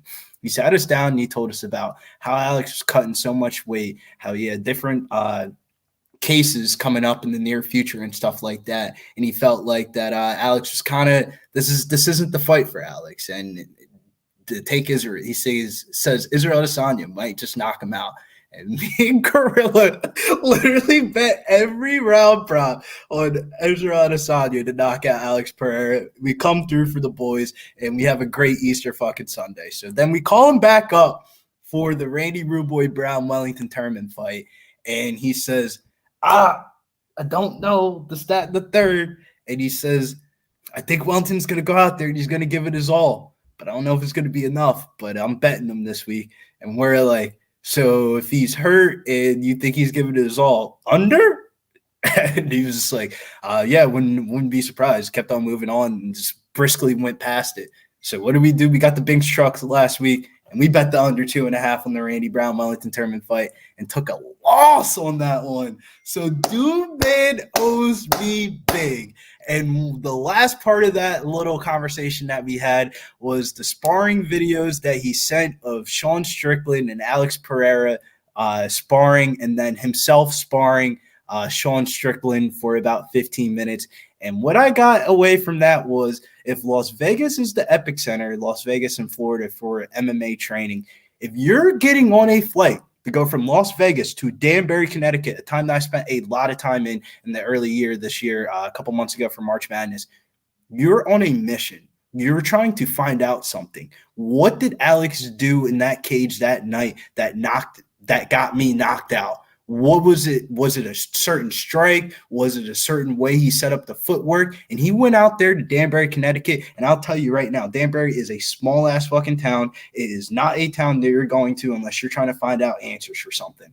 And he went out there, spent that time out there, and said, Alex, Glover, teach me. And he was taught how he got knocked out, the reason why he got knocked out, and hopefully there's some learning lessons from that. And I get it. Abus Magomedov, potent finisher. Love the odds on the knockout props, but I just think they're all buyer's remorse. This is the underdog of the week everybody's back, and everybody wants to back them. Magomedov last name at underdog odds. I'm telling you, man, don't sleep on Sean Strickland, man. Just because he's a little bit older in his prime doesn't mean that he still isn't making improvements. It takes a lot of courage for a fighter to put away all their egos aside, go up to the last person the only person that's ever knocked them out, go up there and say, hey, can you teach me what you taught me? Glover, can you teach me a couple of things grappling? I really need to win this fight. I really need to give out a good performance. It's something that he seeked for the answer. He went out there, found the answer, and we're going to see it inside the octagon this weekend. Did he find the right answer? Because if he found the right answer here, I think he knocks out Abus Magomedov in the later rounds. Like you guys said, I think it's going to be round 4 or 5. We haven't seen Magomedov go that long. And when we did see him fight in the PFL, I remember betting Sabu's side that night.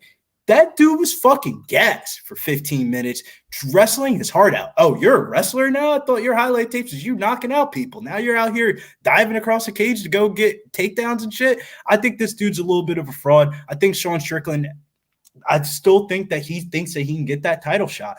The reason why the UFC is giving him this fight is because he is not a marketable person. You give Sean Strickland a fucking press conference spot, he might say something that gets the UFC negative press and damn near fucking Dana White fired. But you know what? It's what us fight fans love. We love Sean Strickland. We love those little gimmicks that he does at the end of the fights and stuff like that. And I think we're going to see another one happening this weekend. I think Sean Strickland's coming in here, and he's getting a finish in the 4th or 5th round. I played Sean Strickland on the money line, and Sean Strickland rounds 4 or 5 or decision at plus 125. Fair enough. So there you have it, guys. A little bit of dissension on the main event. Me and Clint rolling with Abus Magomedov, but it should be a competitive one, 185 pounds. Two guys that are both trying to take a big step forward in their career. Obviously, Sean Strickland has been in there with a lot of really tough guys. Will that pay dividends? Will the training pay dividends? Let's find out. You know, the one thing is he trains with world-class guys, got great coaching, and he ignores his coaches. Like half the time that he's in there, they're telling him to do things, and he's just doing whatever he wants. So for me, I feel like he has the potential. He has all the skills in the world. Can he put it all together, and will he want to? Let's find out. I mean, I like your narrative, though. The mission, the Sean Strickland mission, he's going to Danbury to get after it. I mean, I love it. So now you have a couple different ways to break it down, folks, but with that being said, we spent plenty of time talking about this fight card. Got to get my guy Clint out of here so he can enjoy some dinner with his family, a freaking family man, making some time in the evening. So my brother in Christ, I appreciate you very much. Thank you so much for being here. Please tell the people where they can find you and get the hell out of here and enjoy the rest of your evening. I appreciate it, Liam. Thank you very much for having me, man. It was good times. I always love talking fights with you. I'm glad to hear you and I line up a lot this week. And Billy, I know we're always hanging out on Pub Sports Radio together, man, but we don't talk fights often enough. So this was a good time with you as well, my guy. Obviously, you can find me over on Pub Sports Radio, everybody. I do the podcast there every Monday. I've got the undefeated post-weigh-in show coming to you tomorrow. And I've got none other than Johnny the Greek for the Sharp Action Report tomorrow. So we're going to get some good insider information for the people on this card. Shout out, shameless plug, new sponsor, Bet Openly. Make sure you guys check that out. Peer-to-peer betting, 1% juice. It's actually a pretty freaking cool tool where it cuts out the middleman of the house so you can bet bigger and both sides of the play, get better numbers. Not a bad tool to have in the kit. And that's it. I hope everybody kicks some ass, cash a couple tickets this week, and let's go Benoit Saint-Denis. Let's do it. Let's find a way to win. Let's do it as a team. The Pub Sports Radio guys, if you guys haven't ever seen it before, you can catch us all together live on Saturday nights with the rest of the crew talking about these fights as it happens. But last but not least, my guy, Billy Briz, let the people know where they can find you. And by the way, all the information for both these great guests is in the description box below. So if you guys want more information, go check it out there. But Billy, please let the people know. And thank you so much. I got to shout out Jeff Slaughter for Pulp Sports Radio. He kind of brought us all together, man. That's the best place to be Monday through Friday and then Saturday night, because Saturday night are for the boys. But you can find me over on Twitter at Getting Bills. If you want more picks from me, if you just want to hear about what are the winners, I have overnight plays. New Zealand basketball has been red hot for me right now. That is my most profitable sport to bet on right now, has been New Zealand basketball this month. I have lost one bet out of like 6. So it's been a great time over on Twitter at Getting Bills. But if you want a little bit more personalized content from me, more live streams and stuff like that, you can check out the Smoke Break podcast over on Billy Briz DFS on Instagram, sponsored by Pub Sports Radio. Going there every Friday. We have guys on like MMA Jewish Better Man. I mean, he was on one of those shows a couple of weeks ago. We started off on the Instagram waves, man. I was sending him the guest invites, and we came a long way. But Smoke Break Podcast always gives out a couple of good nuggets. So if you want a little bit more personalized content from me, a little bit more on the relaxed side, or you want to see what I'm doing on a Friday night, what snow bunnies do we have in the building that evening, follow me over on Instagram at Billy Briz DFS.